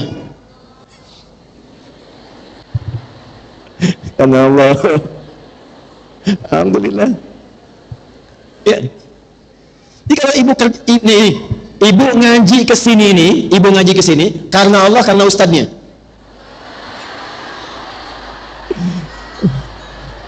Aduh, itu mahal itu. Ibu tolong ringankan hisab saya di hari kiamat. Kalau ibu ngaji karena Allah, ibu tunggu materinya. Tapi kalau ibu ngaji karena ustaz keluar, wah, Masya Allah. Saya ini orang biasa. Salahnya banyak, cuman oleh Allah ditutup. Kadang-kadang sering nangis karena takut jamaah yang berhasil saya gagal. Kita ngajar tiap hari, Bu, tapi nggak tahu berhasil nggak dalam pandangan Allah. Yang saya butuhkan ibu doakan juga, bantu supaya Allah tanamkan keikhlasan, jauhkan dari sifat buruk, macam-macam. Ya, itu yang penting, karena yang paling berat itu pengajar itu. Yang paling berat itu di hari kiamat, muridnya berhasil, gurunya gagal. Tuh, hati-hati ya. Balik ke sini. Yuk kita tenang lagi ya, pelan-pelan. Jadi kalau saya tadi kencang, intonasi tinggi, karena rasa sayang saya, supaya apa yang Allah sudah berikan ini terjaga. Jelas ya? Jadi tentang jilbab, paham spirit di balik itu? Jelas ya? Kemudian juga kita belum masuk pada kelembutan, kita baru masuk di sini. Yang kedua tadi, walaupun pakai jilbab, jaga kehormatan itu. Dan jangan sampai disalahgunakan. Tadi baru waqarna fi buyutikunna. Yang kedua, wala tabarrujna tabarrujal jahiliyatil ula. Yang ini lebih keterlaluan lagi, pakai pakaian untuk maksiat. Ibu pernah lihat nggak kalau di India itu perempuan pakai gelang di kaki itu? Tinggi supaya kedengeran kan? Supaya terlihat oleh lawan jenis ya. Nah, itu jahiliyah banyak yang begitu. Banyak. Kaki pakaian gelang 2 kilo misalnya kan? Jalan. Bunyi tinggi kelihatan gitu kan? Nah, itu supaya tertarik dan terjadilah maksiat.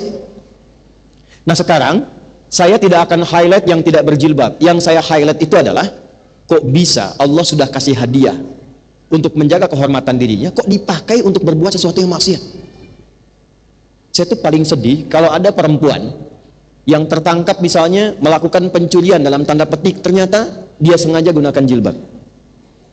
Pura-pura pakai jilbab ikut i'tikaf, tiba-tiba handphone jamaah hilang. Sampaikan ini ya, tolong kalau pesan saya sampai ini, orang yang sengaja berbuat maksiat dengan jilbabnya dan dia kenakan itu untuk bermaksiat, itu dosanya 2 kali lipat dibandingkan dengan orang yang bermaksiat biasa. Jelas ya? Tapi sebaliknya, kadang-kadang kesal, tapi juga pembuktian dari fitrah keislaman sebagai perempuan. Ada perempuan yang kalau sedang maksiat tidak berjilbab, nipu tidak berjilbab. berbuat buruk tidak berjilbab. Tapi ketika ditangkap sama polisi, disiapkan, kemudian ditampilkan, kok pada pakai jilbab. Keselnya itu seakan-akan yang melakukan perbuatan yang berjilbab, padahal sebelumnya tidak.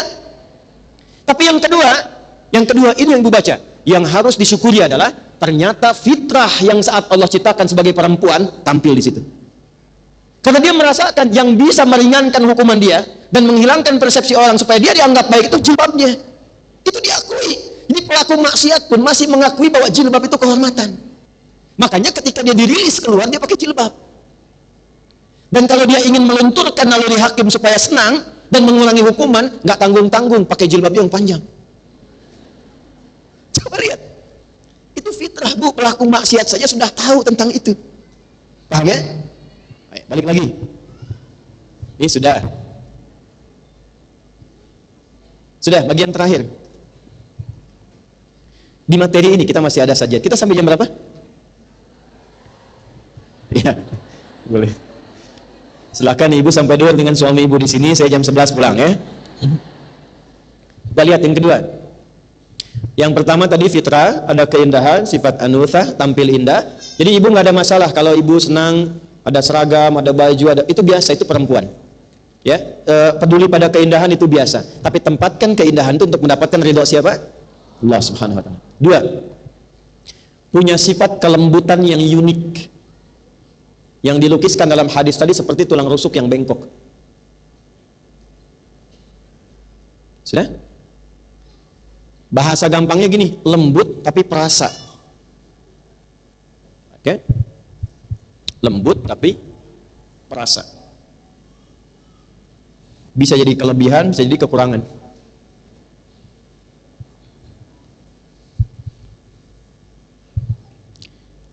Dari suara laki-laki dan perempuan, lembut mana, Bu? Pasti perempuan. Makanya kalau ada perempuan suaranya kayak laki-laki, Ibu aneh kan? Dan kalau ada laki-laki suara seperti perempuan, Ibu juga aneh. Tuh, fitrah. Yang ingin saya bicarakan di sini adalah sifat perasanya. Kelembutan ini, kalau ditempatkan untuk mengeluarkan sifat takwanya, maka Ibu akan mencapai derajat mendekati sempurna sebagai perempuan. Kelembutan yang ditempatkan ketika suami sedang ada kegelisahan, ketika anak sedang mengadu, ketika sedang curhat dalam kehidupan rumah tangga, ini muncul jadi solusi. Ketika ada rasa marah di lawan pasangan, ini muncul jadi solusi. Tapi ketika itu ditempatkan dengan sifat fujur yang mengalir dengan rasa yang paling tinggi, ini bencana. Perempuan karena punya sifat perasanya, jadi berbagai ingatan itu seringkali disimpannya dalam perasaannya, di hatinya. Karena itu yang dominan. Kalau laki-laki lebih banyak di pikirannya. Karena itu kadang-kadang kalau datang pikiran yang lain, hilang. Bebannya nggak terlalu banyak. Tapi perempuan karena disimpan di perasaan, hilang di pikiran, tertanam di rasa. Ya. Jadi kalau Ibu ada masalah hari ini dengan suami, itu rekening listrik 16 tahun yang lalu bisa diungkit lagi. Karena masih ada di sini. Ya. Makanya nanti di pengajian bapak-bapak saya sampaikan, wasiat Nabinya sederhana di hadis yang tadi Ibu catat itu, nomor hadis 3331. Kata Nabi itu gini kepada para suami, duhai para suami, istausu bin nisa'i khaira. Istri-istrimu itu pahami aja lah. Pahami aja. Baikin aja kata Nabi. Sebab memang dalam hatinya menyimpan rasa yang dalam.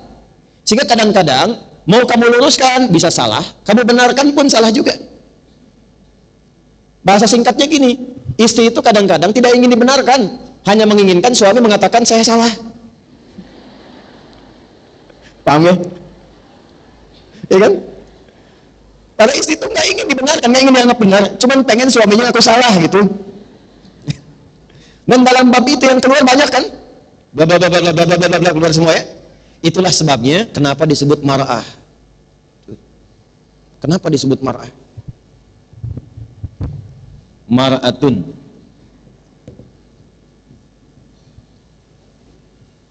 Ya? Dari kata muru'ah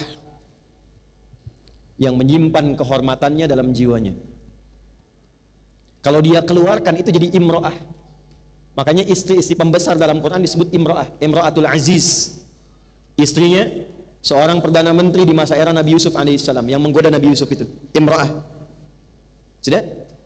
Tapi kalau dia tanamkan dalam dirinya disebut muru'ah. Pribadinya disebut dengan mar'ah. Dari huruf mim, ra, hamzah, ta ada kata mir'ah. Ada mar'ah, ada mir'ah. Hurufnya sama, harokatnya beda. Mar'ah itu perempuan yang menyimpan keadaan rasa dalam jiwanya. Mir'ah itu cermin yang menyimpan rahasia di dalam bentuk-bentuk materinya. Makanya ada peribahasa mengatakan al-mar'atu kal mir'ah, perempuan seperti cermin. Jadi jangan heran kalau ibu kemana-mana suka ngaca. Periksa di dompet ada cermin. Turun dari mobil lihat spion. Mau ke sini masih lihat kaca masjid. Tapi kan, udah duduk pastikan lagi. Selesai. Tapi poinnya bukan itu. Ini sering saya katakan dan sering saya tanyakan di sini. Ibu kalau bercermin di kaca, lalu cerminnya dilempar pecah, bisa nggak dipakai untuk bercermin lagi? Jangan salah, bisa. Bisa cermin itu dirapikan lagi, kan? Jelas ya? Dirapikan bisa, tapi tidak memantulkan bayangan yang sempurna. Nah, sifat perempuan sama. Kalau dia terlukai, cepat memaafkan, tapi sulit melupakan apa yang dialami.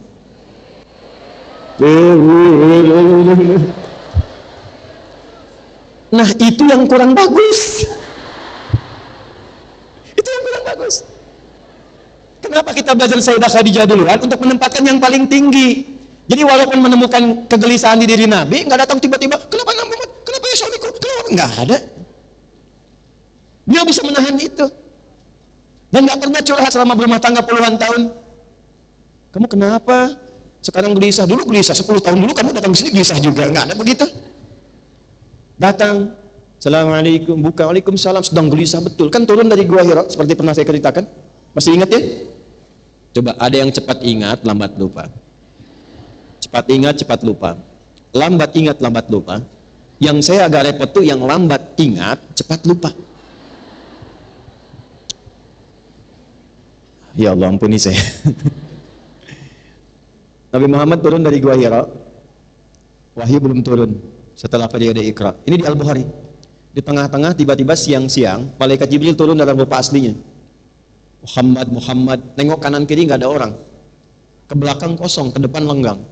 Begitu nengok ke atas, kata beliau, kata Nabi Muhammad SAW, ini di Al-Bukhari dari Jabir bin Abdullah, ada sosok besar kayak duduk antara langit dan bumi, natap ke bawah tajam besar. Ibu gini deh, ibu kan tadi bilang ada yang mau sampai jam 12, jam 2 di sini kan? Misal, ibu terakhir keluar dari sini. Begitu keluar masjid, dari dekat pohon tiang listrik itu tiba-tiba ada yang manggil, Cunini, Cunini. Ibu nengok kanan kiri nggak ada orang, depan belakang kosong, begitu ke atas jubah putih, rambut panjang, Cunini. Pertanyaan saya, ibu tetap di tempat atau langsung pergi cepat-cepat?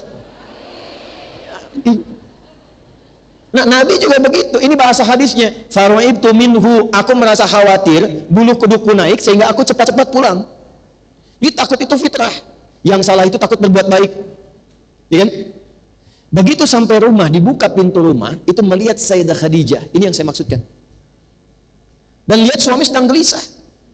Itu enggak mewawancara suami dengan berbagai macam pertanyaan, hanya diam tersenyum menyambut dengan kelembutan, sampai setengah gelisahnya Rasulullah hilang ketika melihat wajah beliau yang mulia itu. Begitu dibuka keluar, waalaikumsalam warahmatullah, dilihat hilang setengahnya. Kata Nabi, zammiluni, zammiluni, zammiluni. Selimuti aku, dibawa, diselimuti, keluarlah kata-kata fenomenal itu. Suamiku sayang, engkau itu orang baik, engkau tak pernah menyakiti orang lain, engkau orang yang dermawan, menjaga anak yatim, engkau adalah penopang bagi yang lemah. Kalau bahasa kitanya, tanamkan pada jiwamu yang paling dalam, segelisah apapun, aku akan selalu bersamamu dalam suka dan duka. Kumaha itu? Itu Sayyidah Khadijah, Bu.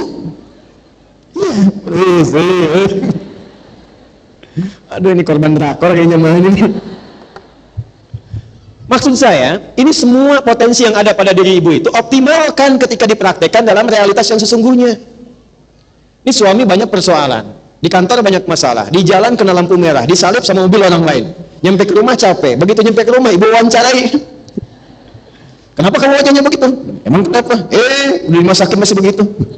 Gak selesai. Jelas ya? Oke. ada keindahan, ada kemuliaan yang sudah Allah jaga, ada keistimewaan, ada sifat perasa, ada kreativitas. Pelan-pelan. Pindah ke Quran surah 4 ayat 1, saya cepat sekali.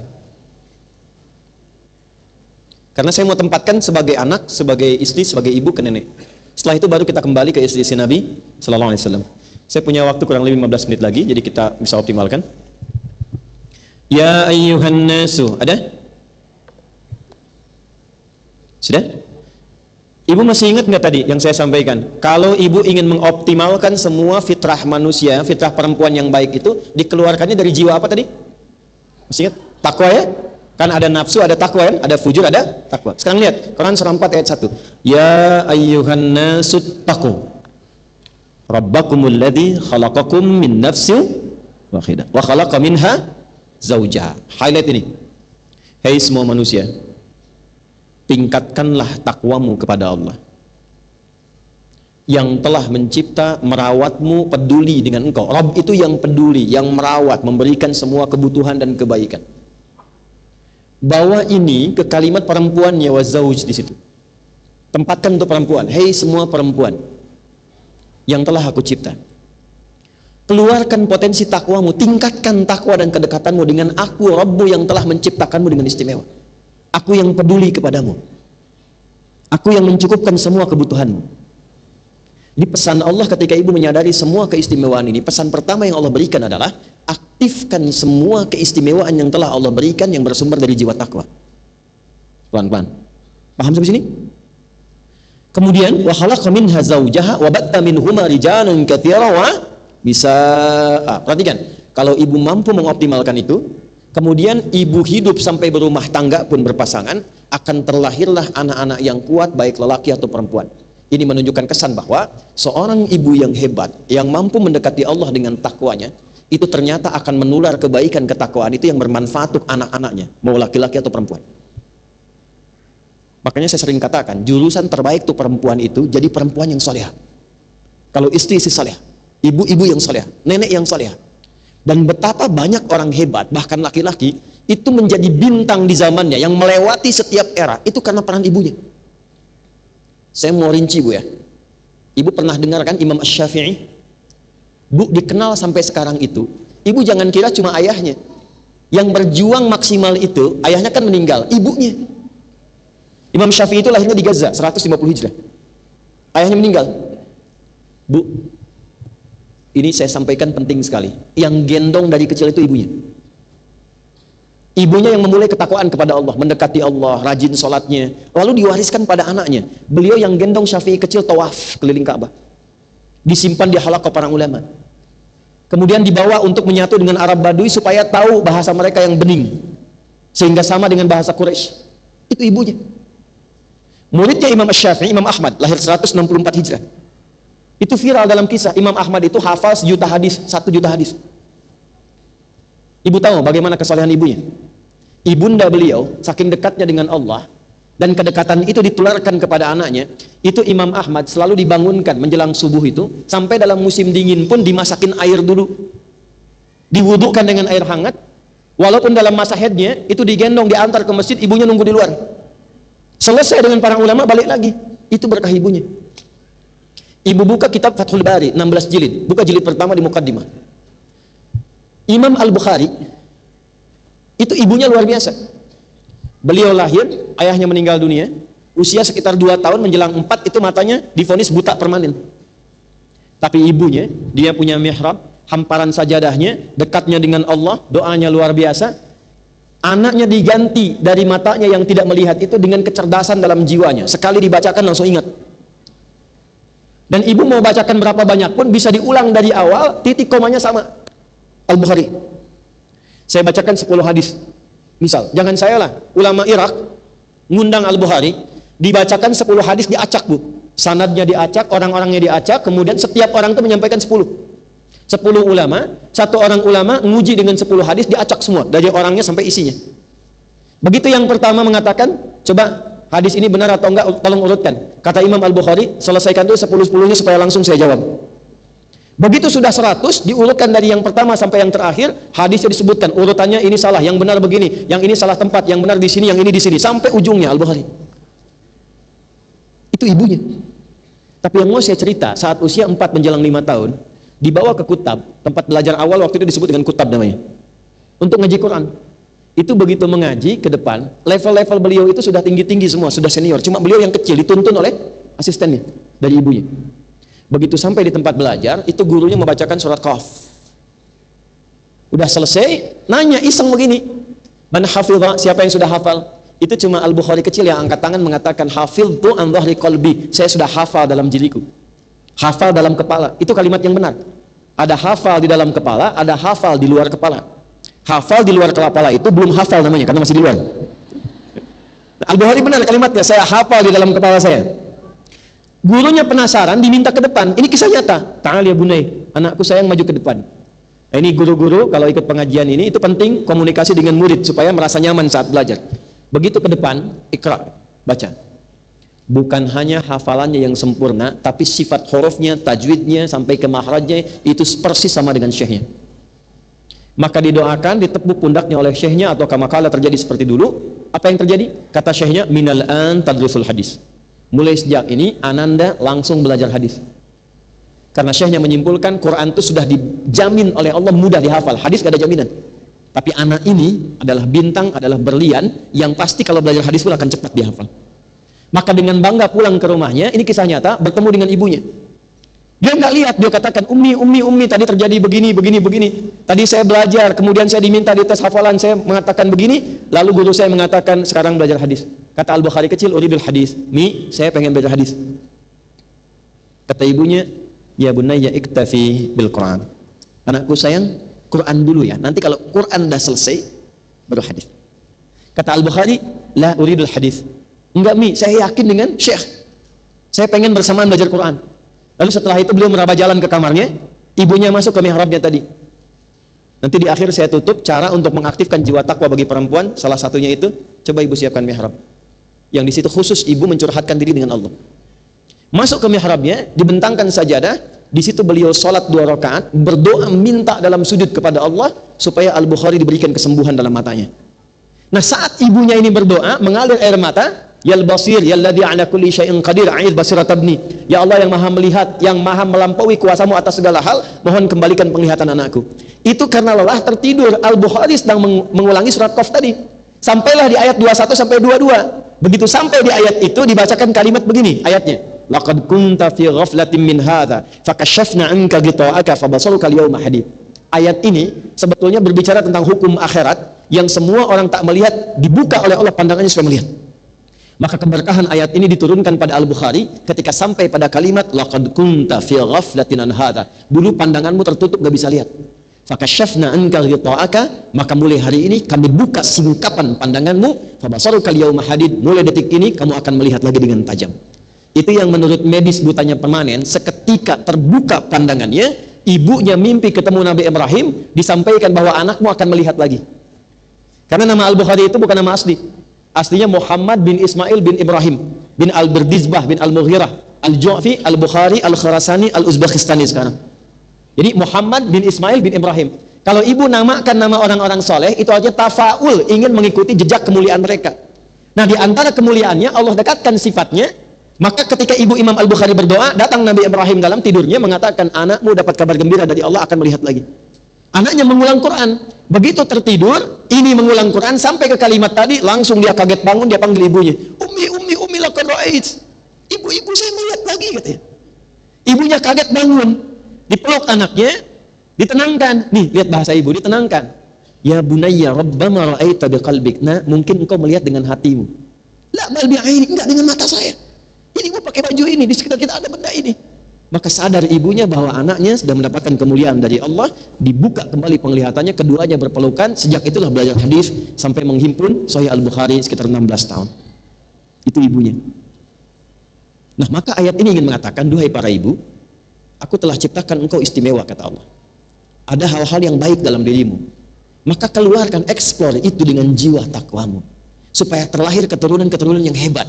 Kalau perempuan, dia afiat. Kalau laki-laki, dia kuat dalam kebaikan. Bagaimana caranya? maka masuklah ke aspek-aspek peningkatan takwa. Nanti contohnya istri Nabi tadi, caranya yang ini. Ya, masuk Quran surah ke-30 ayat 21. Ya Allah, yang saya lihat itu adalah jadwal sholat subuh 4.33, berarti nggak gerak-gerak dari tadi, kenapa gitu ya? Saya kan mau berhenti 15 menit lagi. Ya, saya kira udah 33, ternyata udah 44. Yang saya lihat ternyata jadwal imsak 4.33. Allah. Dah, Quran surah 30 ayat 21 ada? Ya, paling kiri sebelah bawah. Wa min ayatihi an khalaqa lakum min anfusikum azwaja litaskunu ilaiha wa ja'ala bainakum mawaddatan wa rahmah inna fi dzalika laayatin liqaumin yatafakkarun. Satu, mencari pasangan yang saleh, atau sekali lagi mencari pasangan yang saleh atau memohonkan kepada Allah dari pasangan yang Allah titipkan menjadi saleh.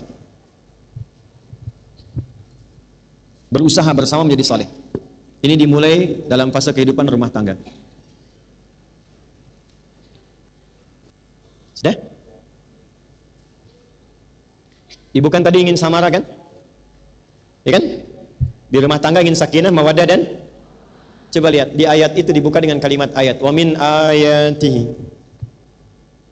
Ayat disebutkan 64 kali dalam Quran. Dan tidak ada satupun kata ayat di Quran kecuali menunjukkan kedekatan dengan Allah. Jadi bukan sekedar tanda. Di pernikahan itu sering disebutkan begini, dan di antara tanda-tanda kebesaran Allah gitu kan? Itu kurang lengkap. Tanda itu ada 3. Ada wasmah, ada alam, alamat, ada ayat. Ayat itu tanda yang mendekatkan seorang hamba dengan Allah. Itulah sebabnya kenapa isi Quran disebut ayat, karena setiap kali kita baca Quran, keadaan kita lebih dekat dengan Allah. Jelas? Nah, di sini pernikahan dibuka dengan kata ayat, wa min ayatihi an khalaqalakum min anfusikum azwaja. Nah, itu azwaja itu nikah, tapi dibuka dengan ayat. Baru muncul di situ sakinah, mawaddah dan rahmah. Litaskunu ilaiha sakinah wa ja'ala bainakum mawaddah rahmah. Samara itu pintunya ayat. Jadi kalau ibu ingin samara di rumah tangga, gampang. Buka pintunya dengan kunci ayat. Dekati Allah. Yang punya sakinah siapa? Yang punya mawaddah? Yang punya rahmah? Ibu ingin ketiganya tapi jauh dari Allah, bagaimana bisa dapat? Ayat, dekati Allah. Siapa yang mendekati ayat ini, mendekati Allah ini dengan ayat itu? Satu, karena ini konteks kajiannya untuk perempuan, pertama dimulai dari ibu dulu. Bentuk diri menjadi salihah. Kalau ibu menginginkan suami saleh, bantu ibu dulu jadi salihah. Ya, ini kan di pengajian ibu-ibu. Di pengajian bapak-bapak saya balik kan? Karena kan berlaku bersamaan. Ya, jadi bentuk dulu diri ibu. Nih, apa manfaatnya pasangan ketika melihat misalnya pasangannya belum terlihat lebih baik? Jangan dihukumi. Jangan dihukumi. Bentuk dulu kepribadinya masing-masing untuk menjadi baik. Ibu bentuk dulu salihah. Ibu lihat suami belum semangat sholatnya, ibu dulu yang paling semangat. Nanti terus-terusan melihat ibu, nanti hatinya terketuk sendiri. Ibu nggak bilang pun dia diam-diam itu tepat waktu. Diam-diam. Bentuk dulu diri pribadi.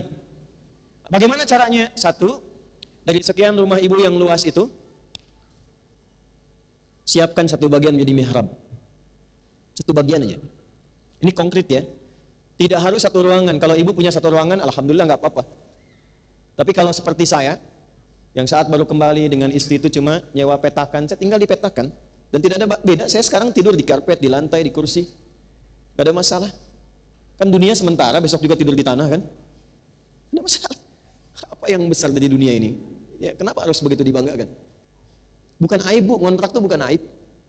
Ya, toh kita juga ngontrak di dunia. Besok-besok pulang. Gitu. Jadi gak usah terlalu, dengan gambaran dunia, ngobrol ini itu. Itu hanya menuntut Anda itu menjadi lebih lelah dalam kehidupan dan lupa bekal untuk dibawa pulang. Ya, saya turunkan yang bagian terakhirnya. Hamparan sejadah aja, Bu.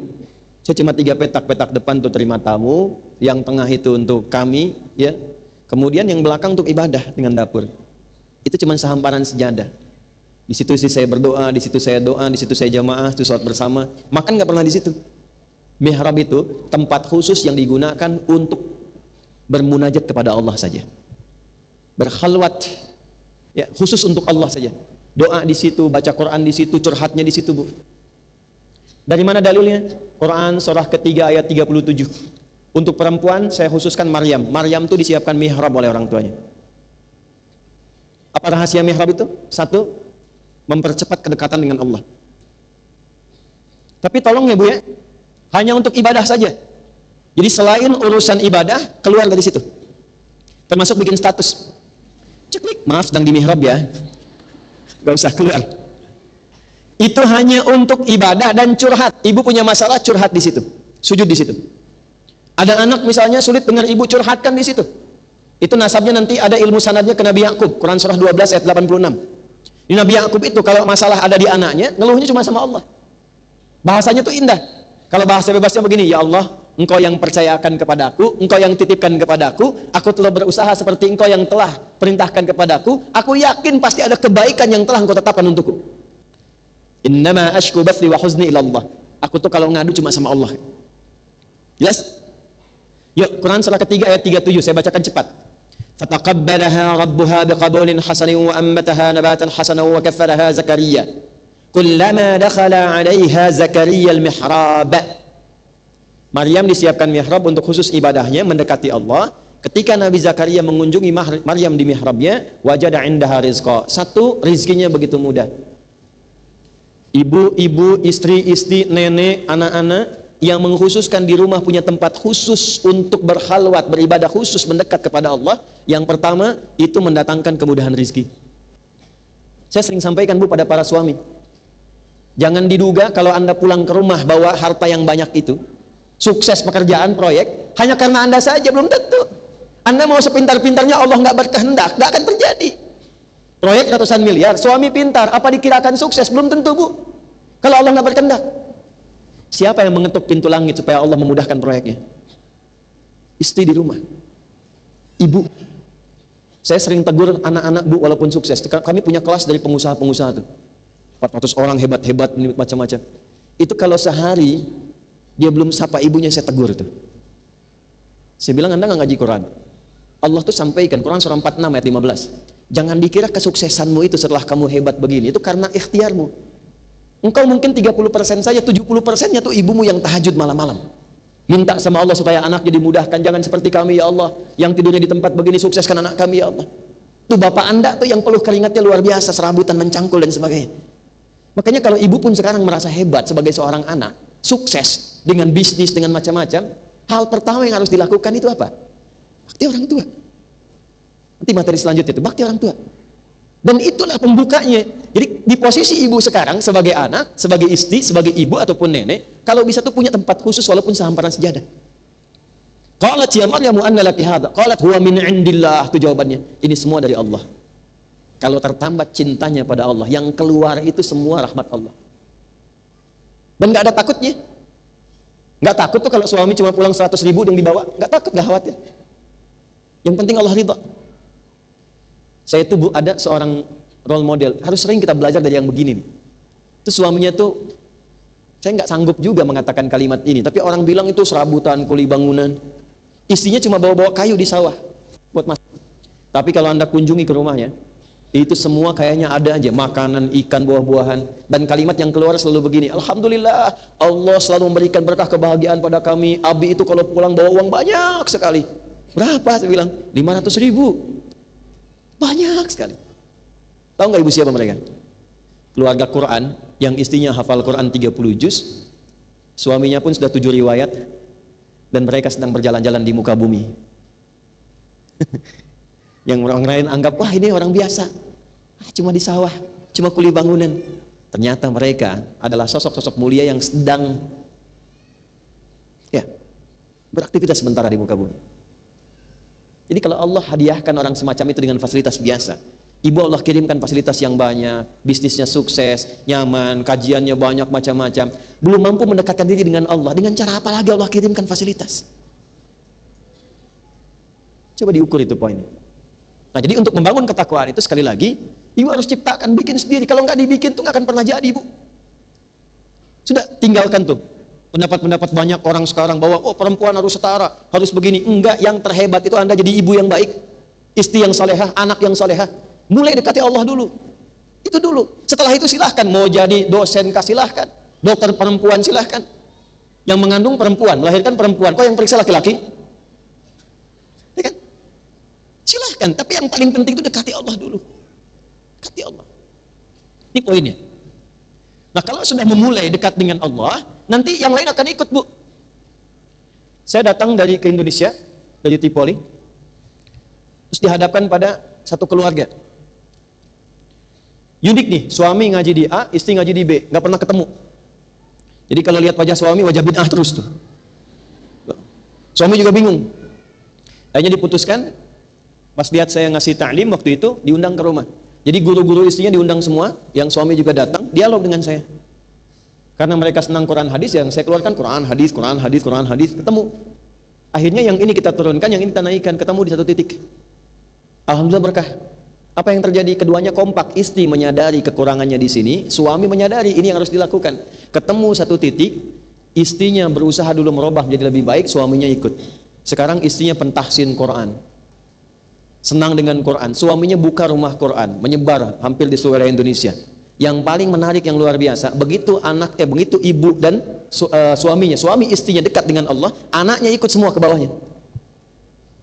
Anak pertamanya senang Quran, keduanya senang Quran, terus dan nyebar, sahabatnya pun jadi ikut.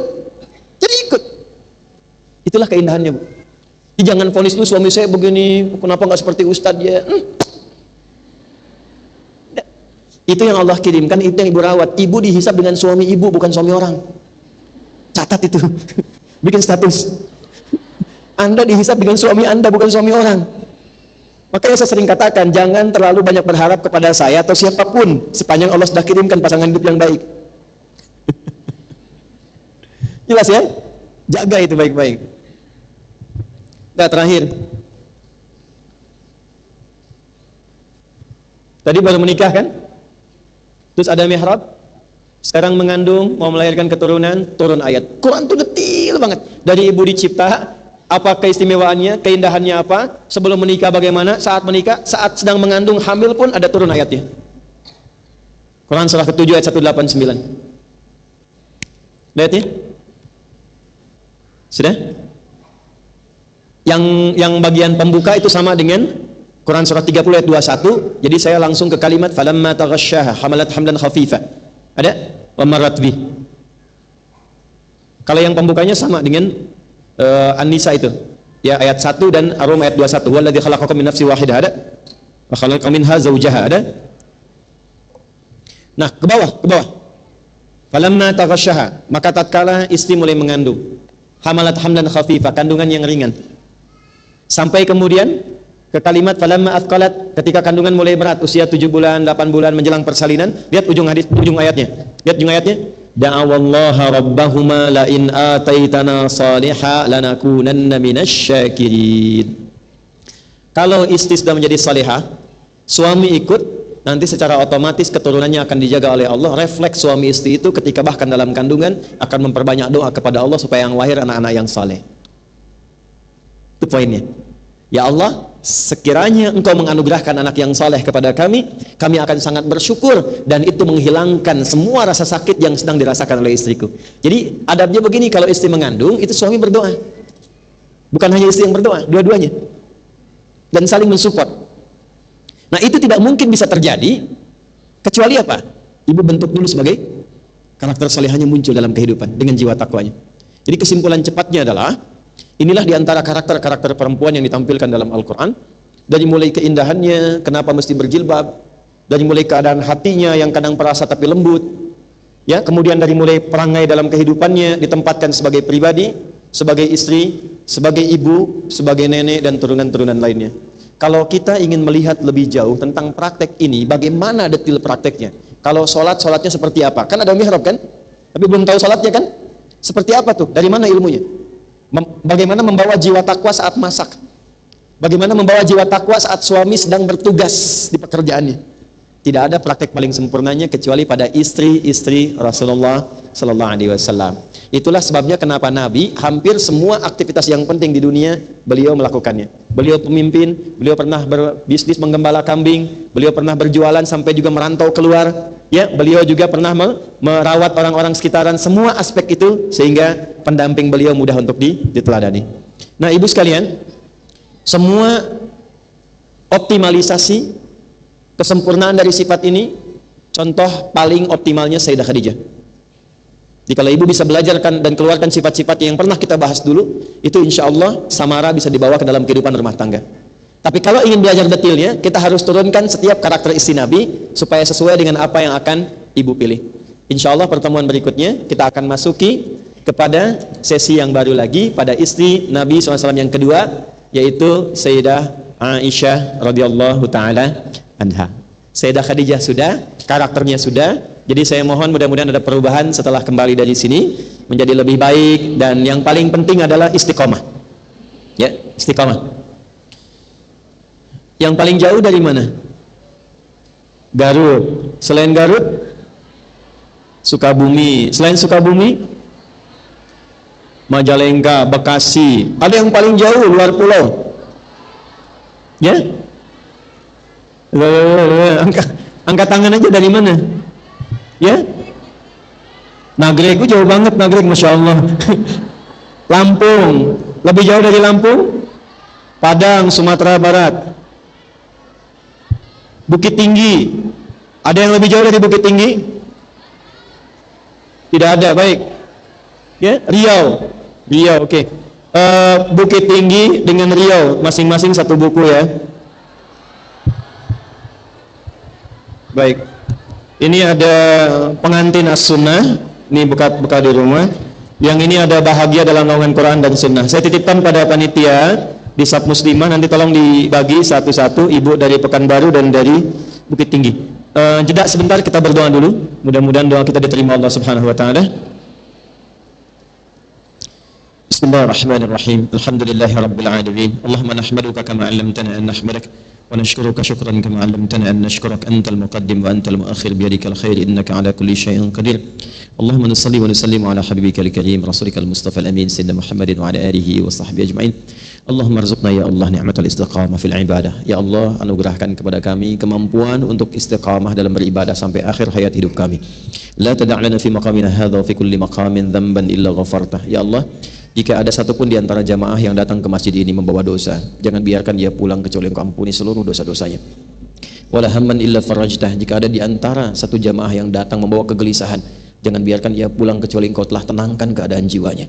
Allahumma wala asiran illa yassartah. Jika ada di antara jamaah datang membawa kesulitan di kehidupan dirinya, keluarganya, pekerjaannya, kehidupan sosialnya, maka dengan keikhlasan amalnya mohon angkat dan hilangkan segala kesulitannya. Allahumma wala maridan illa syafaitah. Jika di antara jamaah atau koleganya ya Allah yang tengah diuji dengan penyakit seberat apapun, mohon angkat dan sembuhkan seluruh penyakitnya. Allahumma rzuqal ummahat ni'matal iqtida ya Allah bi ummahatil mu'minin ridwanullah alaihinna jami'an. Ya Allah, berikan hidayah kepada seluruh para ibu, para akhwat yang hadir dalam pengajian ini agar mampu diberi kekuatan untuk meneladani istri-istri Rasulullah SAW dalam kebaikan. Allahumma yassir lahunna ya Allah masyrata hayatihinna. Allah bimbinglah ya Allah para akhwat, para muslimat khususnya yang hadir pada kesempatan kali ini agar menjalani kehidupan dengan berkah sesuai dengan apa yang Engkau kehendaki. Wadimna ya arhamar rahimin ala kulli ma'asi allati la tuhibbaha. Ya Allah, jauhkan para akhwat, para muslimat khususnya yang hadir bergabung dalam kajian ini dari berbagai maksiat yang tidak Engkau ridai. Allahumma barik fi rizqihinna, ya Allah berkahi rizki yang mereka dapati. Wa barik ya Allah fi ailatihinna, berkahi keluarga mereka dalam kebaikan. Wa alhiqna ma'ahunna fis salihat, dan percikan semua kebaikan itu pada kami ya Allah, baik lelaki perempuan yang hadir dalam kesempatan ini. Allahumma ya arhamar rahimin ij'al baqiyata hayatina hayatan thayyibah wa akhira wafatina husnal khatimah. Ya Allah, sepulang dari sini mohon berikan kepada kami lembaran kehidupan baru yang lebih baik daripada hari sebelumnya. Dan bila pun kami mesti berpulang di hari ini, mohon tutup kehidupan ajal kami dalam keadaan husnul khatimah. Tawaffana muslimin wal muslimat, wafatkan kami dalam keadaan muslim yang baik. Wa khaffif lisanana linaqula kalimat at-tauhid la ilaha illallah Muhammadur Rasulullah. Ya Allah, anugerahkan kami kekuatan untuk meringankan lisan kami berucap kalimat tauhid la ilaha illallah Muhammadur Rasulullah di akhir hidup kami. Wa ajib kalimatana biqaulika ya ayyatuhan nafsul mutmainnah irji'i ila rabbiki radiyatan maradiyah fadkhuli fi ibadi wadkhuli jannati. Dan mohon jawab kalimat kami dengan panggilanmu yang indah, hei hambaku, hei jiwa-jiwa yang tenang, cepat pulang kepadaku. Aku ridha dengan amalmu, engkau ridha dengan pemberianku. Masuk dalam golongan hamba-Ku, aku siapkan surga untukmu. Rabbana atina fid dunya hasanah wa fil akhirati hasanah wa qina adzabannar. Wa sallallahu ala sayyidina Muhammad wa ala alihi washabbihi ajma'in. Wa akhiru da'wana subhanakallahumma bihamdika asyhadu an la ilaha illa anta nastaghfiruka wa natubu ilaik. Walhamdulillahi rabbil alamin. Assalamualaikum warahmatullahi wabarakatuh.